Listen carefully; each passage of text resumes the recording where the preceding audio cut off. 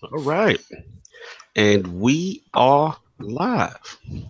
Welcome to the Iron Lords podcast, episode number 56. And it's another glorious Sunday, and we are back at the round table on the Lord's Day. We got Sea of Thieves and Games as a Service, a way out price point, Nintendo Nindies, Ubisoft, Tencent, and PUBG Mobile to discuss. So we're going to get right into it. So let's introduce the four horsemen of gaming, those usual suspects at the round table. My co-host with the co-most, my brother from another mother, the difficult game conqueror, and the howl of the young wolf. My man, Lord Addict, how you doing, sir? Not much, man. I don't know about difficult game conqueror yesterday. Uh-oh. What happened? Blue leg dude had me heated for about 2 hours. I fought him, and he kept handing me the L. 2 hours of What the hell was this you playing? Bloodborne's expansion. Oh yeah, I heard that expansion is much harder. Yeah, I heard about that. I came so close to beating him, man. I was feeling it. I was like, "This is it. It's over. It's done." And then he just did like some backflip kung fu kick, and then it just killed me. I'm like, I'm done. Like, damn, like that. Okay. Well, you still give you the title because you did the standard Bloodborne too, right? That was done already, right? Yeah, I'm gonna stream it again. I'm gonna beat him. No doubt. And of course, we have our most technical gaming lord, the solo gamer who lives for the single player selfish experience, and also the Softstradamus, Mr. Offline Profile Illuminati himself, my man, Lord Sovereign. How you doing, sir? Chilling, man, doing good. Semi-online profile this week. I got on a little bit. Lies. Confirm this story. Lord King can confirm, baby. Listen, I gotta confirm. There was a site and there was contact. We made contact, brother. Monkey was like, "Is that you, son?" Yo, it was so funny that he was so appreciative that he was inside our chat. He said, Sovereign, that's you? It was Monkey Punch. It wasn't Hot Monkey's Love. Oh, okay. Shout out to Punch, man. I love Punch. That's shout out to Punch. No doubt. Okay, all right. So we got our Illuminati. Yeah, well, I'm good, man. I'm a little disgusted with one of my purchases, but we'll talk about that. Oh, okay. We're going to get into that. And, of course, we have the Incredible Hulk, a.k.a. the Excess Gamer. Ooh. There we go. The Lord of Combat Sports, who's a man of his convictions. The man's nothing less than the premium experience, and is the Tiki Torch Extinguisher. Ooh. Beloved Lord King, how you doing, sir? I'm doing fantastic. Yo, shout out to my people across the ponds. I am so sorry that y'all had to settle for those two sloppy middle-aged fighters, Dillian White and Lucas Brown. Oh my God. If you had to tune in and watch these men, they in their 30s, but they look like they was like 47, 48, sloppy belly guts stay out there. I'm like, man, I think I could just lace up my shoes and get out there and just handling people. Yeah, I think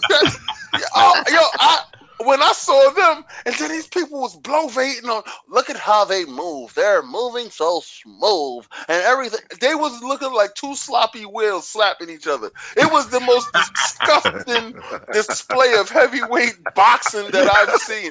And then they had the nerve to talk about Dillian White is ready for Deontay Wilder. Dillian, if you step in there with Deontay Wilder, he is going to put you in a hospital for so long that you won't remember your name by the time you get out of there. Bro, let me guess. Is this HBO boxing? Who is this?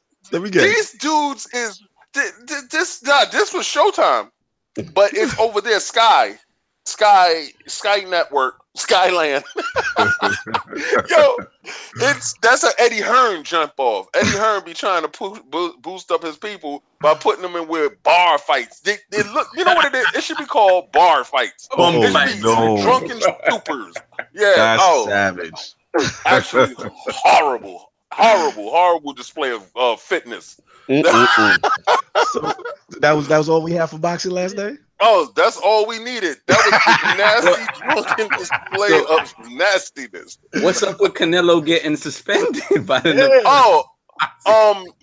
Okay, this is my take on the whole thing, right? Yeah, bring it down. Do I believe that, and I'm gonna be controversial with this, a lot of people, I don't work for anybody that's in boxing, all right? So I can sit there and tell you exactly what I feel about it. First of all, when I saw the kid come from 3 different weight classes up to the weight class that he is now, anytime anybody moves up in weight class, keeps their same speed, their boxing, their power, everything stays the same. You start the question. I get the quan eye. Yeah, right? the quan eye. We call it the quan eye. eye. We look at you side with that eye. We look at you sideways. You know how it go. Like, I don't know about that dude right there. So, Canelo and Oscar has been linked to performance enhancers before, right? Never been caught out there, so we can't sully his name. We can sully his name with the cocaine and the prostitutes and stuff like that. But that's something different. This dude now has been found out that he had clenbuterol in his bloodstream. Now, clenbuterol is something that raises your heart rate so you can burn more fat as you're training. Okay, so it's like putting on a weight suit while you're working out. So if you have on a weight suit, taking clenbuterol and working out, you're going to cut up real fast. If you look at all his pictures. Let me ask you a question, because I remember I shout out to Lord Fonzarelli. You know what I'm saying? I put you in the tweet, subtweet as well. I was listening to this Rush Radio joint. They was talking about it. I was actually educating myself. I was like, Lord King gonna be proud. I was listening about this Triple G, the Canelo joint. And then what they're saying with the Canelo joint, there's a possibility that this may be meat. They say sometimes athletes go to Mexico and they eat some meat or something, and you can get it in your system. But continue. Yeah, the FDA in Mexico is non-existent, right? So the meat that they're getting out there and the meat farms that's out there, these animals are being injected with growth hormone, real severe steroid. It's very inhumane practices that's going on out there. So if you happen to purchase food, you may get tainted meat. Like the chicken and stuff here, we have low levels of taint in our chicken now. So they said that they found 2 of his samples came back positive for clenbuterol.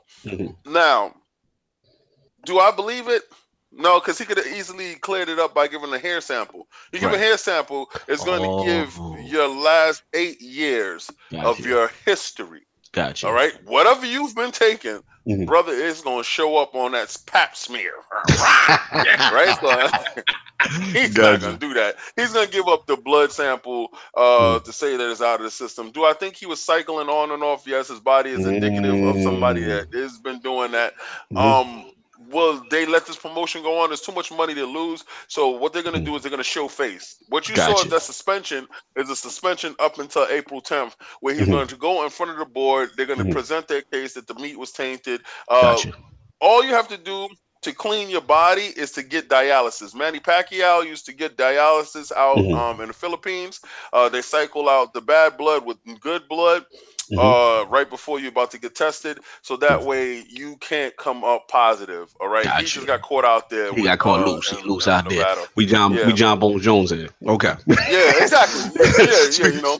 Speaking of John Bones and MMA, wasn't really nothing going on in UFC too much last night, but I got a chance to watch some Galavishon 41 Nordicus MMA.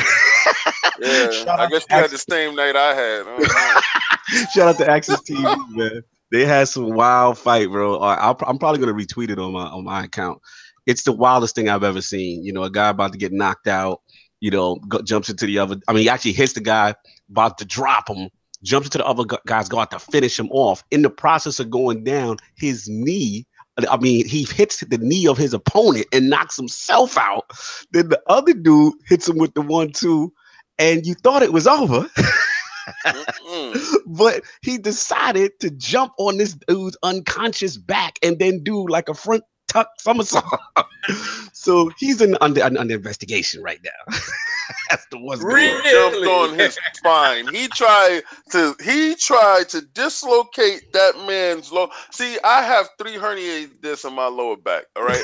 If you jump on my back, those Psycho know what he talk. Psycho know what we talk about in the chat. Yeah. That was the most disgusting display of unprofessionalism that I've seen. All right, that 2 feet to the head roll to the lower disc of the back. No, man, suspend that man. Yeah, man, it was that's all I got, man. But I had to share it with the Lords. Lord Addict, if you ain't see, I put it in the ILP chat, so y'all can check it if y'all want some good entertainment. But of course, I do my own audio over here. That's all. And of course, it is I, the Shinobi, gaming ninja himself, Lord Cognito, spreading that realness in the realm of the ILP. Not telling you what you want to hear, but what you need to hear.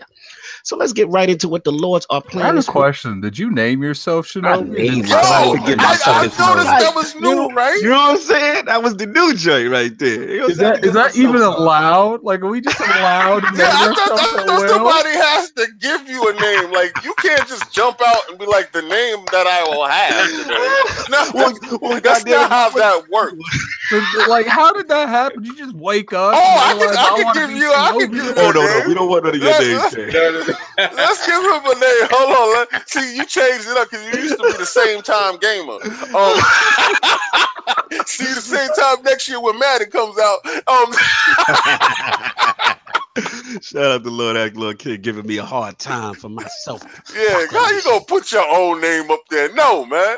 I became the Tiki Torch Extinguisher. I didn't ask for that. Lord guys, you know me, baby. You gotta roll with it, baby. That's what it is. So we're gonna get into what the Lords are playing this week. Start off with my man Lord Addict. What's been going on? I saw you and a kid getting that stream on, man. Y'all made me buy No Way Out, man. What else you been playing? That and Bloodborne. Yes, if before anyone asks, I will be streaming Neo again. Nice. But now I got a personal vendetta that I have to beat Bloodborne. Okay. Actually, I was really getting into the Neo stream. That game definitely had my eye. I know Sovereign loved that game for a long time. Man, you know what's funny? Yesterday, I was streaming. I had like 15 or 20 people watching me play Bloodborne. Yeah. No one, and you know how PlayStation tells you your comments? Yeah. Well, there was no comments. And I was dying. I was like, no, someone's talking shit. Someone's doing something. Why is there no comments? Yeah. And then afterwards, I was like, maybe people are just like hating on me in Discord or something. I don't know. And then I looked at the actual screen, like on my phone, and I had nothing but comments. People was like, turn your comments on, turn your comments. Oh, that's what PlayStation messed up, and it wasn't showing the comments. Oh, I got you. Yeah, you need that feedback. Those type of games are really fun. And like I said, shout out to you, shout out to Smooth. I gotta give y'all credit, especially that Bloodborne, man. I see him going in. I have to admit, those Souls games are really cool to watch people stream. Like, it's just funny, and just to see like his he rages. Blood vessel. I think Bloodborne literally almost killed him when he beat his first big boss. I saw that. Shout out to it's hard not to see it. It's everywhere on Twitter. Yeah, he went viral. He broke Twitter, man. Shout out to Smooth on that. Probably woke up the out there. No doubt. Lord Sav came out of the Illuminati this week to Profile Click was online. Was that all you were playing this week? Well, nah. So let me see. I play a little more of God of War 3. I'm trying to get through that before the new God of War comes out. On Switch, I didn't get to play much of anything at all this week. I'm just looking forward to Bad Dudes next week. Yeah, get my arcade on. Yeah, you already know. That's us right there. And then, on Xbox, man, I picked up A Way Out, and me and King got it in, man. We played about like 2 hours, and I'll tell you something, man. Like, shout out to Joseph F the Oscars fans. Your man. Yeah, man. Can we talk about that first? Like, I want to skip everything and talk about that first. We gotta get into that game first. We gonna get into it. Yeah, we can get into it. Like, that game. Save a little bit, Soft. Save a little bit. Okay. Oh wait, we're gonna get into it. We're gonna get that's into the that. That's a topic. It was fun. It was fantastic. It was great to be online. I haven't played a game with King in I don't know how long, so that was good to do. Yeah, and that was the best game to come back for me. That's what's up. Yeah, exactly. Perfect. And then the disgust I was talking about. I'm sorry, bro. Yeah, what's up? Sorry, man. Talk to me. What's going on? The show. Oh, what? The show? That ain't so. It's so soft. Listen, I'm 3 years away from this game, right? I haven't looked at it really. So to me, I'm coming back and I'm like, okay, I'm gonna be everything that's new is gonna pop out to me. It's gonna be refreshing. Right. 3 year layoff. No. I mean, to me, look, the fact that they removed my season mode for no good reason. Yeah, that was weird. What, they took out the season? They took out regular season mode. Like, you cannot play a regular season mode with your team with the constantly changing rosters during the course of the season. No, it's gone. Hey, you don't like that? We got a game for you. It's called 2017. And you know what? It's probably the same game. Oh man. So that's one thing. They took off the online franchise. I don't care much for franchise mode, but the fact that a lot of people play that and they got rid of that is kind of nuts. And the thing is, so what they tell you for the season mode, right? With the season mode, they tell you a hack. It's like, all right, you go into franchise mode, right? You turn off all of these options, and then it's pretty much a season mode. And then and I'm like, wow. Hold on. Is Sam being serious in this chat right now? Hold on. Yes, that Lord Tolbert is serious right now. He's got that PSA, that Hellblade coming to Xbox on April 11th. You need to buy it in the PSA. Wow. No doubt. That's going down. Yeah, I'm buying it again. I'll buy it. You already know I'm getting that. Need them enhancements though for X, but continue. Yeah, man. Like, and then the actual gameplay is fine, like it always been. It's a great playing baseball game, but it's not really changed. Like the ball mechanics still feel floaty. It just feels, and then they took out some options in terms of hitting. Like for me, I like fairly difficult hitting, right? So there was an option that you use the analog hitting, and then the left stick to aim where you want, depending on where the ball is fixed. So they eliminated that aspect of the hitting. So it's just now you with the analog stick swinging, and it's a timing based thing, which is fine. That's so crazy because me and you have when I go on my segment, like we had such different experiences. Oh man, but you've been away from the game more than I have. Yeah, I've been away. You've been away 3. I've probably been away like 5. Yeah. 5, I haven't copped the show in like 5 joints. So my big beef with it is that they changing the game to be more in line with microtransactions, purchases. Shout out to Matt Piscatella, man. Love you, Matt. But I'm not gonna sit there and open 100 baseball packs to try to get a diamond player. That's not what I play baseball for. I can't do it, man. It's not going down. It's not going down. And to me, removing these 2 modes is telling me, okay, so now they're gonna charge you $60 a year for what really is a roster update. Wow! So they really stuck in microtransactions and features. They slapped me in the face with this one, man. Slapped me with this one. Shout out to Anchor Man starting trouble in the chat already. Oh man, they crazy right now. All right, that's what's up. So that's pretty much what you've been rocking, Lord King. Yeah, what's been going on with you? What you been playing besides a No Way Out? Anything else you touch? Oh, okay. And I gotta stop calling it No Way Out. No Way Out is Puffy's album. It's A Way Out. Yeah, it's A Way Out. You know what I'm saying? No Way Out. Yeah, sorry about that. They're not getting out of jail. Yeah, like I keep thinking about the Benjamins right now. All right, so we got A Way Out over there. Then we got Super Lucky's Tale. I was going through a Maybrit of games testing and playing besides PUBG and stuff like that. And another friend of mine got me to play Fortnite again while I was waiting for something. You went in enemy territory. Let me stop. It's not enemy. It's not. Yeah, I was about to say it's not enemy territory. It's not my cup of tea type of game. No matter what, the tension is not there. I keep placing top 5, but the tension is not there. I would like to give a quick story about my Sea of Thieves impression, which I played Sea of Thieves, and I actually love it. I love it. Can we save it just a little? No. It's just a quick. Just a quick story. Okay, because we got that's on deck. Yeah, because I'm not gonna. I want. We can go into that part, but the story about it is I have to blame Brap. All right, shout out to Brap from the Basement Radio podcast because it was a 4-man team, And we had our dude Death. Death is a super high dude, and he played the alpha and the beta, right? So he has access to all these maps that nobody has access to, right? So I'm like, oh, yo, let's go with this dude because we could find treasure. So we went out there and we found 3 chests. Great booty, right? We had great booty. So we came back, and I mean, his chest gives you 670 gold, 500 gold, like a lot of money, right? I didn't know that some chests give you like 50 gold. That's not nothing, but his chest was giving you booty, like had you amped, like we out here, son. We playing, right? Okay, so we get back to the to the dock, right? So we parked the boat out in a little bit of distance because they was telling me, "Yo, be careful," right? Okay. So they said 3 of us had to take the chest to the guy. All right, so I'm like, okay, we gotta go there. All right, yeah. So the we said, "Brap, watch the ship." All right. So we did not know Brap was away from the keyboard. He was gone. AFK. He's not here. He's not here. Right? So we at the docks, handing it in, dancing on the docks like we got our booty. We're like, yo, Brap, get over here so we could go back to the boat.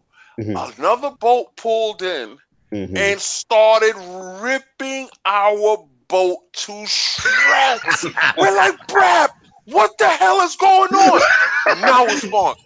So someone was sleep on the SSS Brap. Yes. So they shot Brap out of the boat. Boom. You see his body go flying into the water. I'm like, what the hell? So I swim all the way to their boat. I climb on their boat. I'm like, Yo. So I start killing them. I kill everybody on their boat. But the problem was they did so much extensive damage to our boat that my team was trying to patch it up, and I'm like, yo, shoot their boat. They was like, we can't shoot their boat because our boat has so much holes, we have to patch it up.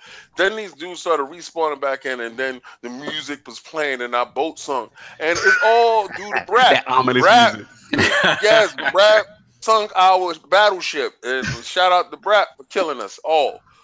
Oh man, someone is he going to the break. You gotta put him in the break, man. That's not a good look. I was like, yes, mutiny, you say, mutiny. No doubt. Yeah, man. I mean, it's been crazy. It's been crazy for me. I played a little bit of Sea of Thieves early in the week. Shout out to Valakan. Shout out to Kai Batu. We got our Galleon on. You know what I'm saying? The little stuff going in. We'll get into that later as far as the gameplay stuff. But I had fun. I had a good time with it. And then, like I said, Lord Soft mentioned, I actually picked up MLB The Show after my 5 years off, and my experience was a little different. Shout out to my man. Shout out to Lord Phil the Thrill. That's my dude, man. I actually know him personally. We used to work together. He came up under me in IT. But yeah, man. So I seen him posting, getting me hyped. So I'm like, all right, he's a big Yankee fan, man. That used to be the rivalry in the office, talking that mess, whatever. So yeah, I mean, the HDR was really cool. Put that resolution bump all the way up, 2160p. Now I will say this, I don't know if it's me. Like, do you see like some frame pacing issues? Yeah, it can't quite handle HDR 4K. I think 1440. Yeah. 1440. So should I put it down to 1440? I haven't done it yet. I haven't done it yet, but I see the same thing. So yeah, I'm gonna drop it to 1440. And see yeah, because it on the PlayStation. Stop it. What? Wait a second. Wait a second. Time out. They checkerboard, not checkerboarding? They do. They have the option. It's the option. It's balanced. It's fastest, I believe, is 1080. Balance is 1440. And then what's the name of the highest mode? 21. It's 21. Sharp or something. Like sharper that. Or something. Well, and then we know they can't do sharp. They can't do sharp. You know that. They are the 1440 machine. They rocking for 1440. They're untouchable in that lane. I think they should stay in that lane. Yes, they do have HDR, which is very impressive. The game looks outstanding to me. Again, I've been away from other mode. Oh my. I've been away for 5 years. Siding with me on this one.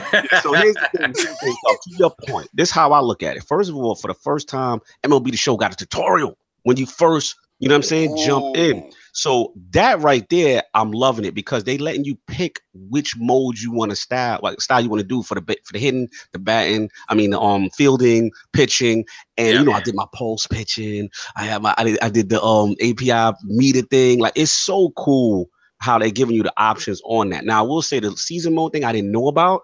That's a big omission. But what I do like for the people who play baseball games and now that are old and ain't got time for 9 innings, I like that quick. What is it? Quick counts.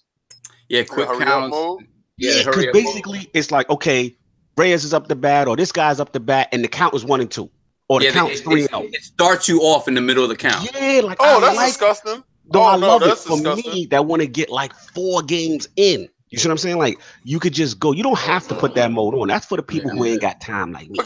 But how do they put you up against it? Like, it's not like that is kind of weird in a sense that you already start the bat like in the back. Yeah, you already because whatever. I like it. I like it both on pitching. I like it and on hitting because my thing is it makes you play different because you're like, oh man, Cespedes is up, but damn, I'm in the hole. Or hey, I got a 3-0 count. do I go to power swing? Do I do the contact? Like so sometimes it benefits or sometimes it balances it. And it's the same thing if you're pitching. You know what I'm saying? You got the same thing. So I like the presentation is outstanding. I put some sounds videos like an RPG type of element to it. Yeah, they got rolled to the show. Yeah, I'm like they just for me they got to come out with a patch or something with that frame pacing because I do see it. You know what I'm saying? It's not gonna come out because they're a 1440 machine. But it's not gonna come out. So moving along, XL2 Water Chosen almost finished with that, and Wolverblade got to the end. Fantastic surprise. I put some pictures up on my Twitter so y'all can check it out. I don't want to spoil it too much, but it definitely the end of Wolverblade on the Switch threw me for a loop. I did not see that coming, and it was really fantastic. So I thought that was some DLC stuff. Like I saw that, I was like, you know what I'm talking about because I don't want to spoil exactly what you're talking about. You got Wolverblade. Hit them likes. Yeah, hit them likes, please, y'all. Like if you got Wolverblade for the Switch, Xbox, whatever, the final stage does something different, and I was like, wow, didn't see this coming. Shout out to Michael Held, Fully Illustrated. We're gonna get you guys on the show. I'm guaranteeing that's gonna happen. We're gonna do it, man, because I love that title, man. Really good title. So that's what we got. And last week's poll results are in, and the people have spoken to the question with the recent announcements by Microsoft regarding the future of Xbox and its cloud gaming division. How confident are you that Microsoft stays committed to the console market? The winner at 47% in a 3-way ILP poll was the not confident group. Multi-plat Xbox app is inbound. Coming in at second place at 36% was the confident group. Again, gaming cloud division is just for added reach. And third place at 17%, representing the shallow lords, of course. Crackdown 3 equals the power of the cloud group. So let's get right into it. What do the Lords think about this? I'm going to go straight to Lord Addict. This was a hot topic. And the people actually disagree with you, Lord Addict. They think that app is coming. What do you think about this?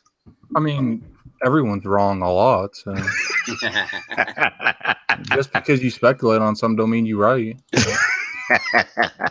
I feel you. They're drinking the Kool-Aid. They're panicking right now.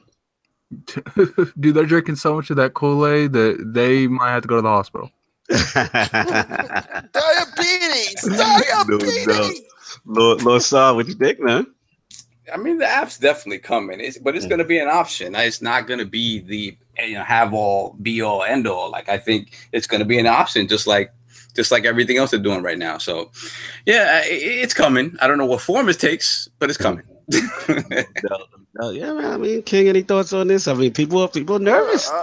I don't know what they're nervous for. It's just going to be shipped in every PC so that when you load up the PC, like you load up Windows on your PC, that they sneak it into everybody's household. Everybody has it. That app is going to be there. It's going to probably be the default app for your video games so that every PC user, instead of going straight to Steam, will go straight to that, that Game Pass as a service. So Gotcha. I think it affects PC more than it affects us. Gotcha. Yeah, it's gonna be very interesting. I thought that was a fun little poll and see what people are thinking about the cloud division. But we're gonna get into these topics. We got a lot to talk about, so I'm gonna set this thing off. So right now, this is let me put it this way, y'all, to the Lords. This is probably one of the hardest topics I had to actually ponder and think about. And I'm very curious about the Lords with this because obviously it's Sea of Thieves. That's one. It's probably the most polarizing game I've seen probably since Destiny 1 for this generation. in my opinion. One and No Man's Sky. Yes. And we got to talk about it. We got to talk about it. I want to bring this to Lord. That's the first thing we're going to talk about, our impressions for what we've played. Obviously, we know it's polarizing. 2, I want to talk about the relation to Game Pass. And then ultimately, the third part of this question will be, does lack of content concern you with games as a service moving forward? So let's get into our impressions. Let's start with my coach, the co-most Lord Addict, Sea of Thieves. What is your impressions of the game? It's fun, I guess. Oh, I mean, there's just like I enjoyed it when I played it yesterday, or no, the day before yesterday with my cousin, and because he actually knew what he was doing. He was shooting people out of the cannon straight onto ships, like in the middle of a fight. Nice. That's what's like up. Consistently, like didn't miss one time. Okay. And you know, when you're with someone like that, it can be fun because you're doing stuff you don't normally wouldn't be able to do. But like at the end of the day, it was just like, I haven't put much into this game, and I've already played pretty much all of this game. So I think it has a lot of potential. They fix and they keep updating it like we all know they are. And I think it could be one of the best games that's out. All right. So your thing is foundation. It's there. You're having fun. You think that this thing could be really great with the content if they continue to support. That's where you at with it. Yeah, I mean, you know, there's no denying it that there's a lot of people on my friends is playing. It's like this wasn't really what's gonna help this game is even in 2 years from now, if this game keeps up the foundation and updates, it's always gonna be a streamer's best friend. And you get a couple, like I know a big streamer that I've been following him since he was small, and he's got like 2 million subscribers now. And this is all he's been streaming. Okay. All right, cool. Now have you tried it? I just want a quick question. Have you tried it solo at all? Or you kind of like you and that see it like I played it solo and like was just like messing around, like jumping, like I shot myself out of the cannon just to see my ship hit a rock in air. Like, that's pretty much all.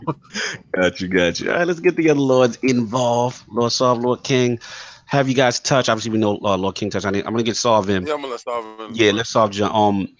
Have you touched? And if you have, what is your impressions of Sea of Thieves? Let's get there first.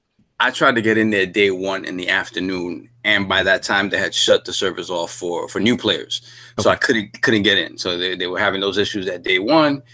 So that was that. So I didn't get a chance to play again until this morning. So this morning I jumped in. I said, let me play a little bit so I have something to talk about, have an idea what's going on. And I did play a little bit during the beta session. So I had an idea of what the game is. Right. For me, the little bit that I played by myself now, a few points. The game is beautiful. The world is beautifully realized. The cartoony look to it fits it perfectly. So I think they've done a great job in crafting a world, right? It just seems like the world is 100 miles wide and 2 inches deep, and it just feels like they haven't given you they haven't given you enough to do off the bat. And and to me, that's what's disappointing a lot of people. I know people go in and they tend to blaze stuff, and they try to finish stuff, and within the first day or two of having it, and that it's unfair when you play games that way, because your expectations are higher than a normal player who can play 1 or 2 hours, whatever. I still feel like content is thin, but the world, if you look at the map and you look at all the places on the map that are identified, the world that they've crafted for you is supposed to be huge. I don't know how much variety there is in that world, but it feels like it's huge. So it's just a matter of creating. What they don't have yet is enough content to get people, they don't have something akin to a raid, really, like a real raid. Like they don't have multiple tiered like quests where you like, go do this, you got to get this to get to be able to beat this thing or something like that. Because from what I see, all the cosmetic stuff is just cosmetic. And the thing about it is that it's a first person game, so you don't even see your own cosmetics, really. Like you don't. That's a good point. So the question of it feels like it has a little bit of an identity crisis. Like, what is the game trying to be? Is it trying to be Pirate Destiny, or is it trying to be Is it trying to be just, hey, it's a pirate world, you just go make your own fun? And then if that's what it is, go out there and make your own fun, then there needs to be more content. Anchorman, clarify your question. You said, yeah, they do sub. So just repeat. I just want to put in the chat. What do you mean? Yeah, He said they got a raid and multi-tiered quests. That's what he said. As far as I guess he's talking on your content thing. Yeah, but both things. Yeah, they saying they got a raid and multi-tiered quest. Okay, cool. Yeah, Absolutely. they got that stuff. Okay, so in terms, then what I would say, what I experienced in terms of the actual gameplay, that the gameplay itself is a little shadow, like the sword swinging, the whole issue with the like only having a limited number of bullets and stuff like that. Right. Like so, it just feels as like there's busy work to getting back and to and fro. But again, if they're trying to create a world that you kind of live in and you live this pirate life, then that makes sense. Right. But I think it just needed more. Gotcha. You know, they want. Gotcha. One quick question before I pass it to King. For you, Saul.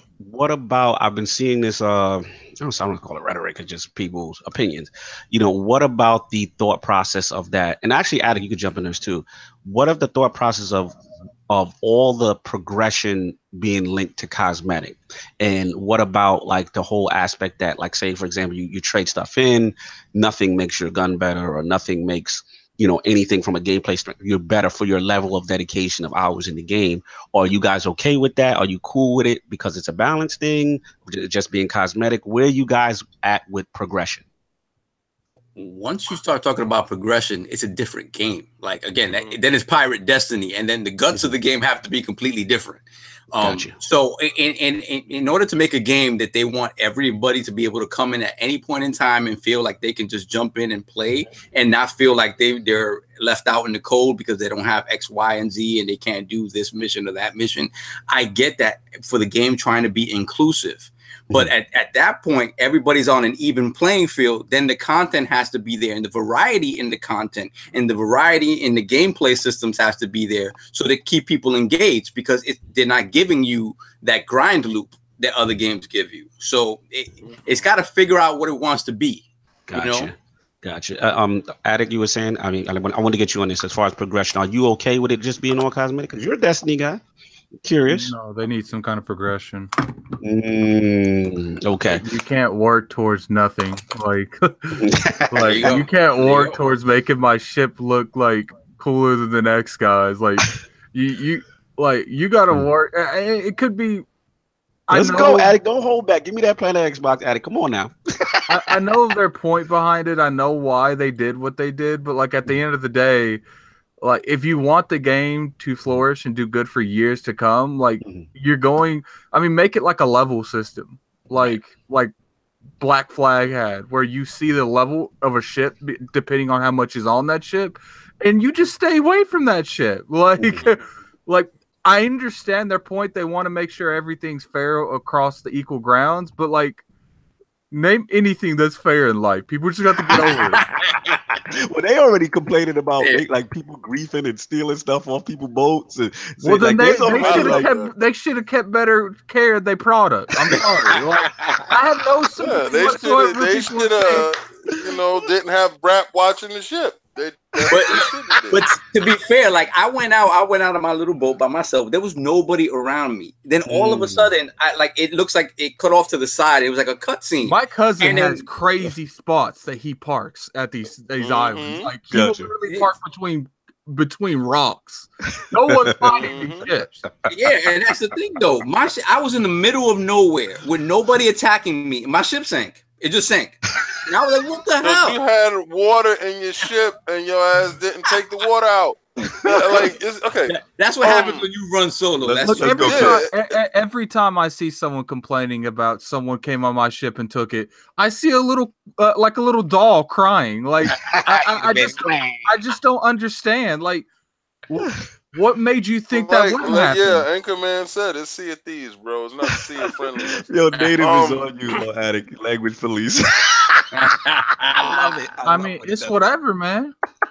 Yo, I love it. Continue, King. Let's go. My experience with the game is totally different than you guys' experience. I went in with a really seasoned guy. Like the guy is like Dev Singer is really seasoned, and I think that's the best thing for it because I was a complete novice. I didn't know what was going on. Like, I guess Chris. Chris played the game.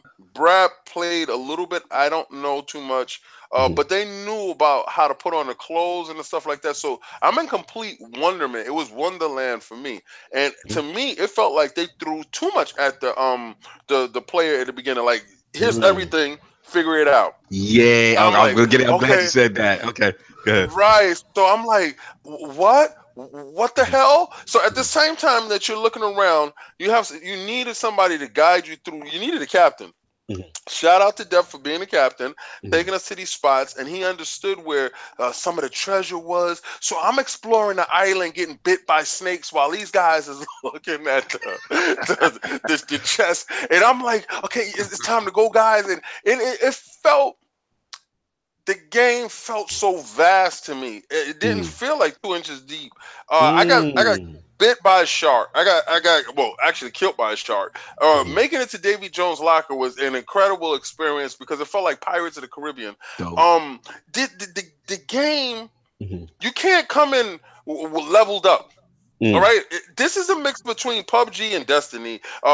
It's a mix of you get in like everybody else and you handle it like everybody else. Everything will be cosmetic. If you want to work to get a nice looking little gun, good. Work to get the nice looking little gun. If you want to work to get the nice sword, if you want your pirate decked out, put in the time. What about your pirate gun not being different from anybody else's pirate gun? I don't care about that. That part doesn't bother me to the simple fact that everybody jumps in and everybody's the same. Remember, I'm coming from PUBG's type of mentality that, because you have people that, we need loadouts. Then it defeats the purpose of the game. The purpose of the game is everybody's the same and you have to outthink the other person. So now you're saying that these people that are complaining can't outthink the next person because last time I checked, Anchorman told us that he had a little ship that went up against a galleon and he stole their stuff and sunk their ship. And he felt I ain't gonna lie, man. Like when I doing that. When I played with my cousin, we were straight up trolls. Like and when I was saying he was shooting inside of cannons, I wasn't saying he was shooting at us outside cannons to like sink a ship. He shot us out of cannons to steal their treasure. That is hilarious. Like, I'm talking. We'd see a port. He would shoot us straight onto that ship. We would steal their treasure and just leave. We'd shoot 3 of them over there. He would come up beside us because we waited for them to grab a little bit of treasure they had, go out. Yeah, and we would sit there and look where they had the treasure. He would just flow up right beside us and we would jump on the ship. We probably stole 34. I have like $22,000 right now. Oh my God. The shenanigans. The shenanigans epic. I will say that. The shenanigans are epic. You want to know the you want to know the craziest stuff? People think they have to kill and win those skull islands, the one with the skulls above them. Yeah. No, you don't. You just got to sit there and wait for the victors to come out and load their ship. Yeah. King, you wrap it up. I gotta jump in this when King's done. Yeah, I'm just saying that everybody's take on the game is they're taking it in a point of what they want it to be, right, and not taking it for what it is, for what they presented to you. Okay, and then when you start taking it for what it is, and you start loving for playing. When you were young, you went and you played in the sand and you had fun.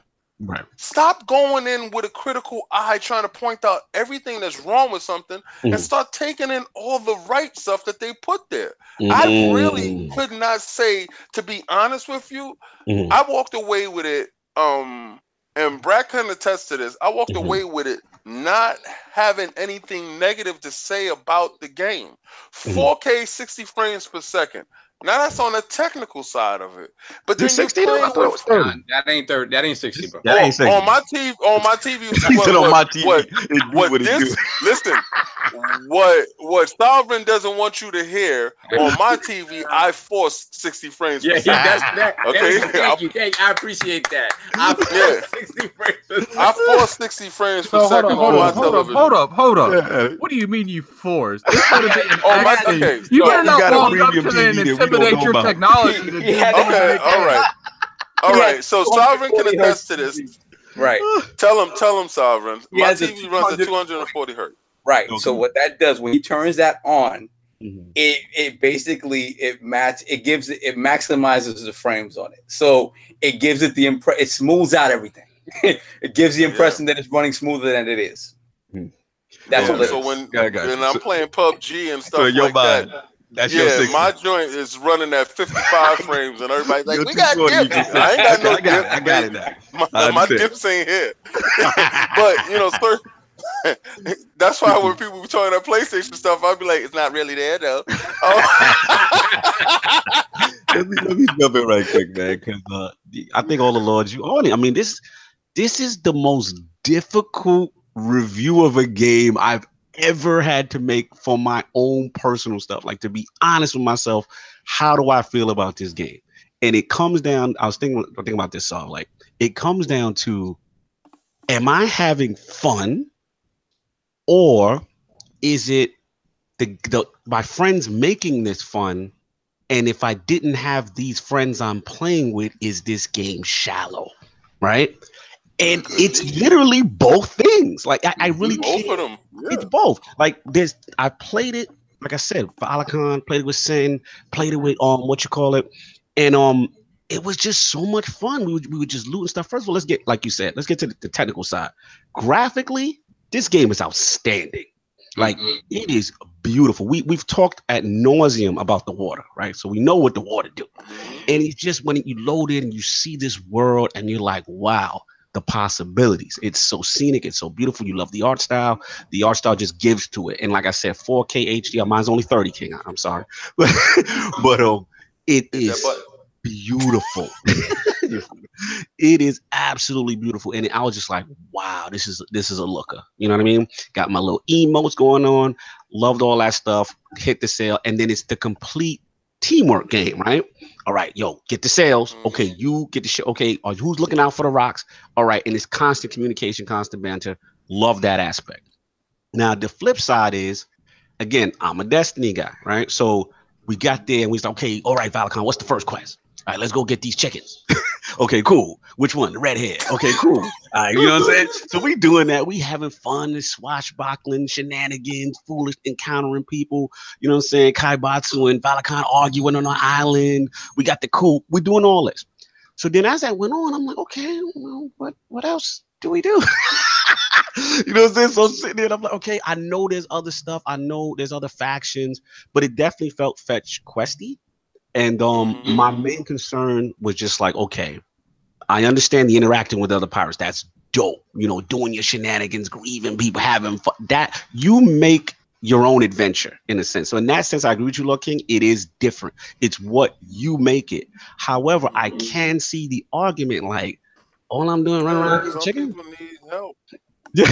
All I'm doing around, need extra stuff. You know what I'm saying? So that's where I'm like, I'm really torn, because I do see both sides to this argument. It's really legit, and it's your personal experience. Because I've seen, shout out to Solid Rev, man. Oh man, Addict. I watched Solid Rev stream. He said he was going to stream Sea of Thieves. You know I had to watch it. And like, oh, he said he streamed it, bro. I missed that. No, I said Rev is doing. See, I must tune in. This is must-see TV. So I jumped in. I'm like, let me see. And I felt his pain, because in the beginning, the first 5 minutes of the game tells you nothing. like they not don't a damn thing. They don't even be like, yo, press the L. Look, I'm sorry, but Rare and Microsoft need all the L for that. Like, how do you not have any forums tutorial? No, I didn't even know what the buttons do. The poor guy didn't know what. You know what their logic was, don't you? These people played the beta for like 9 months. They know how to play the game. He didn't know where to go. He's sitting there begging to the chat. He's like, chat, help me. I'm going to turn this game off. Help me. Who am I supposed to talk to? I saw somebody say that Sea of Thieves is a preview program game disguised as a full retail release. That's what I'm hearing. We're going to get it. That's the next topic. That's the second part of this question. So it's like, I felt his pain, Addict. Like the poor, and he got so angry. He's like, you know what? Forget this trash. And he turned it right off. He ended his stream. He was done. Like that level of entry. something as little as not putting tutorial in not only costs him solid rev, but anyone who's potentially watching his stream. Exactly. And then that narrative becomes his experience becomes a narrative. That narrative then goes off to other people, and people are like, oh, this game is trash. You know what I'm saying? So it's like, I get both sides to it. So now we're going to link this into the second part, which is the content thing. So obviously we know it's been getting some feedback. The Metacritic is all over the place right now, right? And then I think IGN they had a comment to the executive producer, I believe Joe Nady or something like that. I can't pronounce his name. And they basically talk about the Kraken. Oh, absolutely. We go for it. Go for the Kraken. Go for it. Was I'm the only one that was very, very underwhelmed by this thing? You found it? I haven't seen it yet. I've seen it's literally tentacles. Yeah, I heard that underneath the water, it ain't no body. Like you can't even jump down to see it. Yeah. Okay. Well then, all right. There you go. I heard about that. Yeah. Like, I'm sorry. Like that's cool. People are like, oh, there's multiple different kinds of Krakens. So I started literally go, okay, I'm gonna promise. So I literally went on YouTube and started looking up every Kraken encounter I could see. They lying. There's only one. Shout out to Anthony Corona in the chat. He was like, "There's no body. It's pathetic." Yo, they going in at boss moves. He said that Kraken was half animated. Like, the Kraken is strong. If slack off, it will sink your ship real fast. Yeah. But it's like at the end of the day, like, how are you gonna have no body? Like, come on, man. Shout out to Sam. You know what? He said that Craig Duncan, when the interview with Craig, shout out to Tick for getting Craig Duncan, aka the Gamer Boss of Rare, up on the show. Great interview. If you haven't seen it, please. It was fantastic. Cal killed it. Sam Tobit with the questions as well. He said that Craig Duncan said the goal was to make sure you saw the ship and always knew, that it'd be there for other players. And he said that right now the Kraken isn't fully implemented. You can't kill it right now. You know what I'm saying? And I don't agree with that regardless. Like, how are you going to like flaunt the Kraken everywhere and to be like it runs? Like, that makes no sense to me. You know what they're trying to do is they're doing different. Like, so and are they I doing the bungee? They're going to show me the tentacles this week, the tail next week. That's the next question. But, okay, King, I'm gonna let you go. Then I'm gonna jump in. Yeah, that's probably how it's going. Like, okay, I'm so amazed that you found the Kraken. Okay, be honest with you, I'm so amazed that you found one time. Right? That's all. Now, yeah, but I would love to find it. Right. You understand what I'm saying? Like, you found it and you were underwhelmed. Well, let me find it and let me see how I feel about it. Right? I want. The Kraken is in the preview program. It might be, but then you have the trolls. And what I've noticed a lot about trolls is y'all troll, but y'all got the game in secret. You're playing it and enjoying it. So now you're just trolling just for the sake of being a troll, or you're financially strapped and it's envy. Got you. See, now it's like, well, we just got back from one of those little skeleton island things, so that might be it. Actually, I think the majority of the times I've seen people fight a Kraken was coming back from that get off island. Yeah, the Skull Island, right? The big Skull Island, right? I actually with the eyes. I was telling people let's go to. In my venture to see multiple Krakens, I saw a team of like 4, like just grab the ship and abandon deck. Like they grabbed all they loot and just abandoned deck because they couldn't do nothing to it. Really? Yeah, like it's crazy. Like I'm not even joking. Like if you don't keep track of where all those tentacles are, what kind of damage they're doing, it's a rat. Like okay, so let me jump into the second part of the question, which is about the content. Like I said, IGN, they went in on just the executive producer Joe Nady, and pretty much they was like, look, what's up with the content? Like, why is it kind of lacking? So pretty much he went through that whole song and dance about, it's a growing world, it's going to evolve. We're taking players' feedback. They're going to say that, obviously they're going to release new game, cosmetic stuff, but also new mechanics and stuff as it goes on, and that the game Sea of Thieves is not going to be exactly how it was at launch. So I want to bring this back to the Lords. Is that acceptable? No. Also, the other question for Lord Ag, who's ready. Let me get the second part, which is, are we allowed to complain and say when with the lack of content when it's a Game Pass game as well? So content, Game Pass. Well, regardless, you still pay for Game Pass. It's not like this service is free.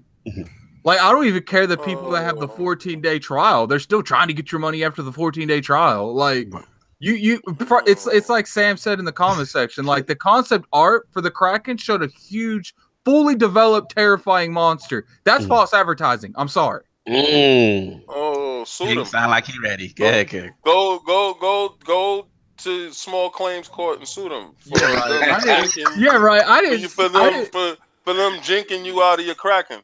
They didn't Kraken me out of experience it. wasn't Kraken. Look, the Kraken. Listen. The Kraken was like the thing that they highlight. It might have not wrong or it might true or false. Was not the Kraken the thing that they kept going after and after?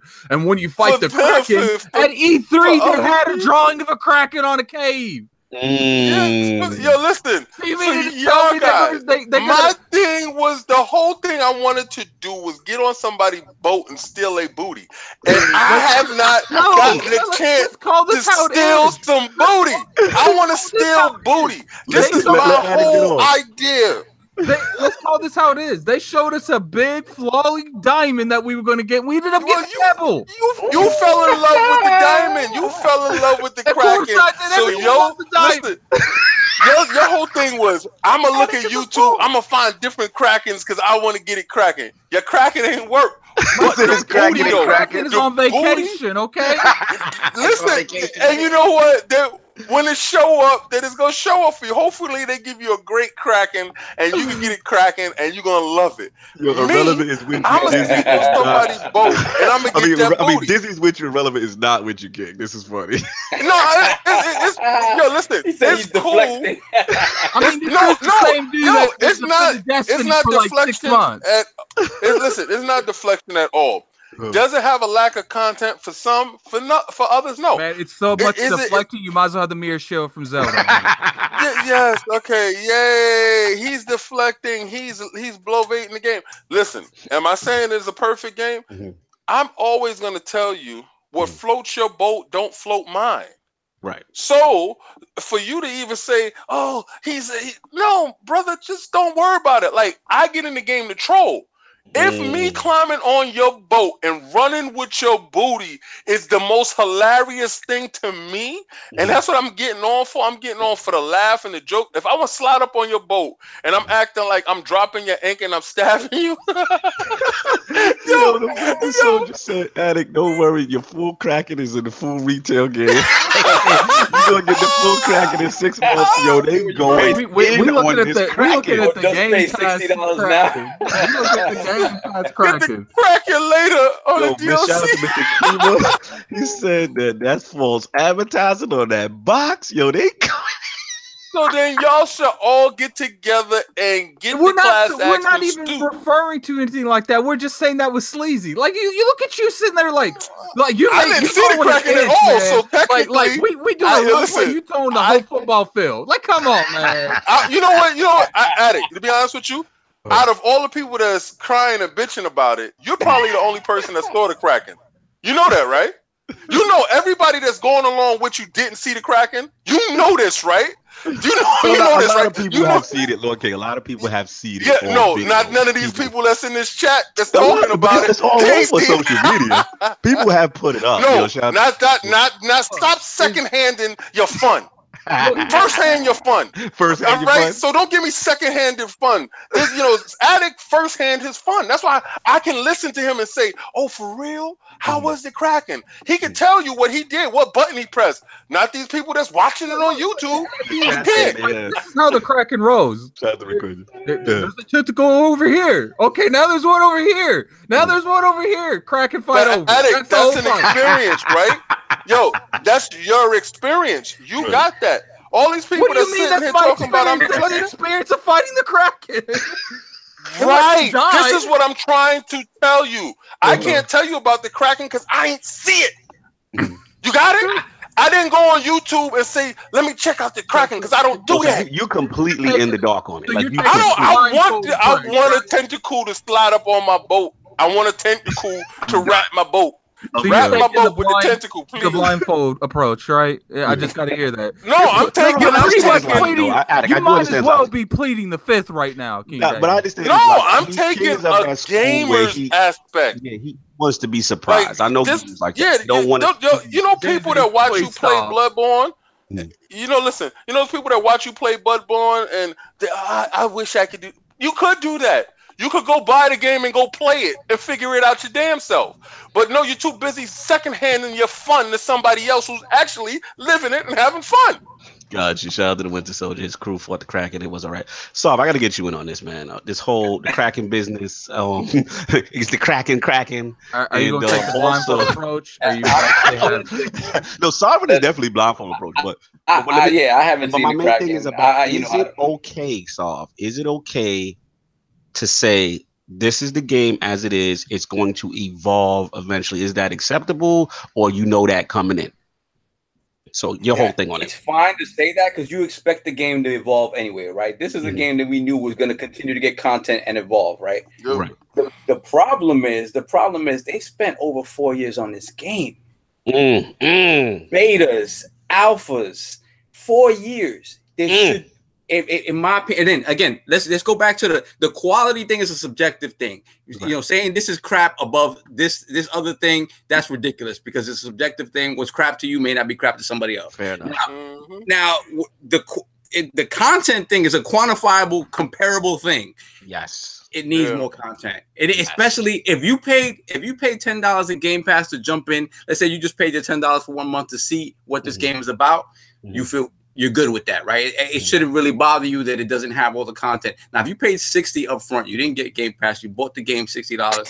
My expectation, and again, it's not a good versus bad thing. It's a content. It's a content. Yeah, but you know, how many people ordered this game last year, right? You a dumbass if your ass went and paid $60 for this game, and you could have took that $60 and got 100 games. You are dumbass. Yo, McQuayo said that 4 years on that water used up all the resources. Quite possibly, but you was out there playing in that water, so you should shut up because you was there. So, Lord Sov, is it? Can we? All right. Shout out to Tick last night because they had this topic. Hold up. Yeah, I gotta understand this, King. Go for it. So you're saying? No, you know what? Because I don't want to blow him up. I don't want to blow him up, but I will blow him up. Like, he don't want me to blow him up, but I will blow him up because they were all jumping in parties. Trust me when I'm telling you this, Alec. I was there and everybody was partying up. They played 12 hours from the day, from soon as you was able to play it, they played into the morning. I came back from work and they were still playing and they still jumped. Don't let me do it. I just have a question now. Blow it up. If it ain't no content, you ain't playing 12 hours. Do we have two different like approaches to games now that comes on Game Pass? The Game Pass expectations. And that's my question. I'm confused. That's my joint. That's my joint. A lot of times I'm hearing this argument that look, this is a Game Pass game. No, you have to look at this all the time for its retail price because. Shout out to Tick last night. Anchorman, Sam Tolbert, Cal, and B Money was fighting a good fight. Yeah, it shouldn't be that way. But the fact of the matter is that this being the first game, for 40 years, first game that comes out of this in 2 days. I'm sorry, this being the first game that comes out of this, right? Out of this first party going on Game Pass thing, the first one that comes out of it is the one that causes the most controversy because it does, to me, it doesn't have the amount of content it should have at launch. Like, and it's gonna be interesting what kind of effect it has on State of Decay, because State of Decay 2 comes out and it has all that joint, and everybody's like, "Oh, State of Decay is a Game Pass game. It's fantastic." Thieves needs another game to. It don't need everything. It just needs you to pay $10 to play it. You pay $60 on you, Jack. I'm sorry. You're a damn fool. But it's you're damn fool. But listen, I'm gonna tell you this. You guys, anybody, some Anybody that stuff, purchased this game for got you, Addy. $60 is a damn fool. Take your $10, go buy Game Pass, and play the game and 100 other games. All right? Don't But be that's a not the damn case. That is not fool. the case. Like, I don't get it. Like, if you buy full retail games and you don't get Game Pass, like, Take it back. oh Your my greatest God. ever Take city it back. on Get your YouTube. money back. They mad at you, kid. Take it back. Take it back. Get your money back and go pay the $10 and play the same game. You wanted the day one eye patch and the jiggy clothes. Okay. $10 a multiplayer, and Rare wasn't owned by Microsoft. Like, I don't get that logic. Let's have two I expectations now. don't care about it. I know I paid $10. Let Addy get on. Let Addy get on. So, Addy, you're saying that people are finessing expectation? Like, You know, people are damage controlling like hardcore right now. Like, let's lower the expectations because of Game Pass. No. Now. Oh, Get nobody's out of doing here that. with that nonsense. No, It's nobody's not doing that. lowering expectation. But It's not lowering expectation. It's Yes, you something are. You literally stupid. are lowering and- expectations. No, forget about kid. I didn't pay shit. I'm not. game. Addy going in. I love it. He got mad because he got finessed $60. I didn't buy it. I paid $10. I didn't buy So, it. Basically, I put $0 into this game and I have it. So But then I'm you not should have zero complaints. You So, playing Addict, for free. let me I get can't Addict's get thoughts. Let me get Addict's I thoughts, though. can't give an honest output on the game. I gotta neither say I got it for free or I got the Game Pass, so I can't give full retail. So Addict, in your opinion, it being in Game Pass is no excuse. It's no relevance at all. Gotcha. Just because It it's should still be a AAA experience in your opinion. First off, answer me this, King David. Is Game Pass in every Oh, he called you by your government. Yes. Is Game Pass in every region? Did every Xbox owner get Game Pass? I don't That's what care they about want. them. That's what they want. And I'm shallow. King's World. I King's care World. about. Yeah, This is- listen. this is I worse do than exactly that what you 22 do, damage but my control. thing is I'm different with it. Like I do exactly You're what you different only with care it. about what go on in your bubble. No, So- man. You want some And so now drugs that right now. That's what I'm you want. adapting your philosophy, I'm No, a problem. I ain't adapting my philosophy. Shout out This to is your Irrelevant. philosophy. You are rewriting my philosophy. No, but this is not rewriting your philosophy. This is you. This do you hear? Do you like the sound of this? This is you. It goes. What matters to me matters most, and this is what matters to me. I got it for $10. Am I complaining about it? No, Look at that, it is look at that. beautiful, and I got 99 other the games game to had go with so it. less to content, like he couldn't just say no. This game needs more. He's like, I paid $10 for it. That's literally what's You going know on what's right the now. best part about that is you felt that it was a lack of content, right? Mhm. I felt that, oh snap, it's crazy. So who's Mm. wrong here? Because you're coming at me You. for saying, oh snap, it's crazy, and you are literally running on YouTube looking for different Krakens. Brother, I'm so sorry. We approach gaming completely different. Mm. I approach gaming in wonderment and in love. You approach gaming as critical and how you can find out everything that's wrong. That's the two differences between you I and don't I. understand how you Shout got out that to- philosophy now. Like Yeah. all I said was this game. That's needs more all you content. do. Now you Everything are you do is psychiatrist how to now? break down Are the you game. de-evaluating everything I say depending on my mental mind? Like I don't Yeah, get what I you're guess. saying. I don't Like, know. You I'm literally saying acting like this. you're a psychiatrist now. Everything that you I did went take up from child talking about psychology, the Kraken to and talking about the it's Kraken, kind of talking working about- here. Oh my god! Let me jump in right quick because Irrelevant is saying basically the question, which is what I'm going at, which is so for $10, a Game Pass game should have less expectation than a $60 game. You know what I'm saying? Like, this But is it's what not it a is, $10 and game. both No, of that's y'all not- have nah, $10 that's- $10, but it's not That's a not $10 that's game. not it. That's not it. What I'm saying is Now watch I how don't he care about if relocates you this pay- whole conversation again. I don't care if you paid $60.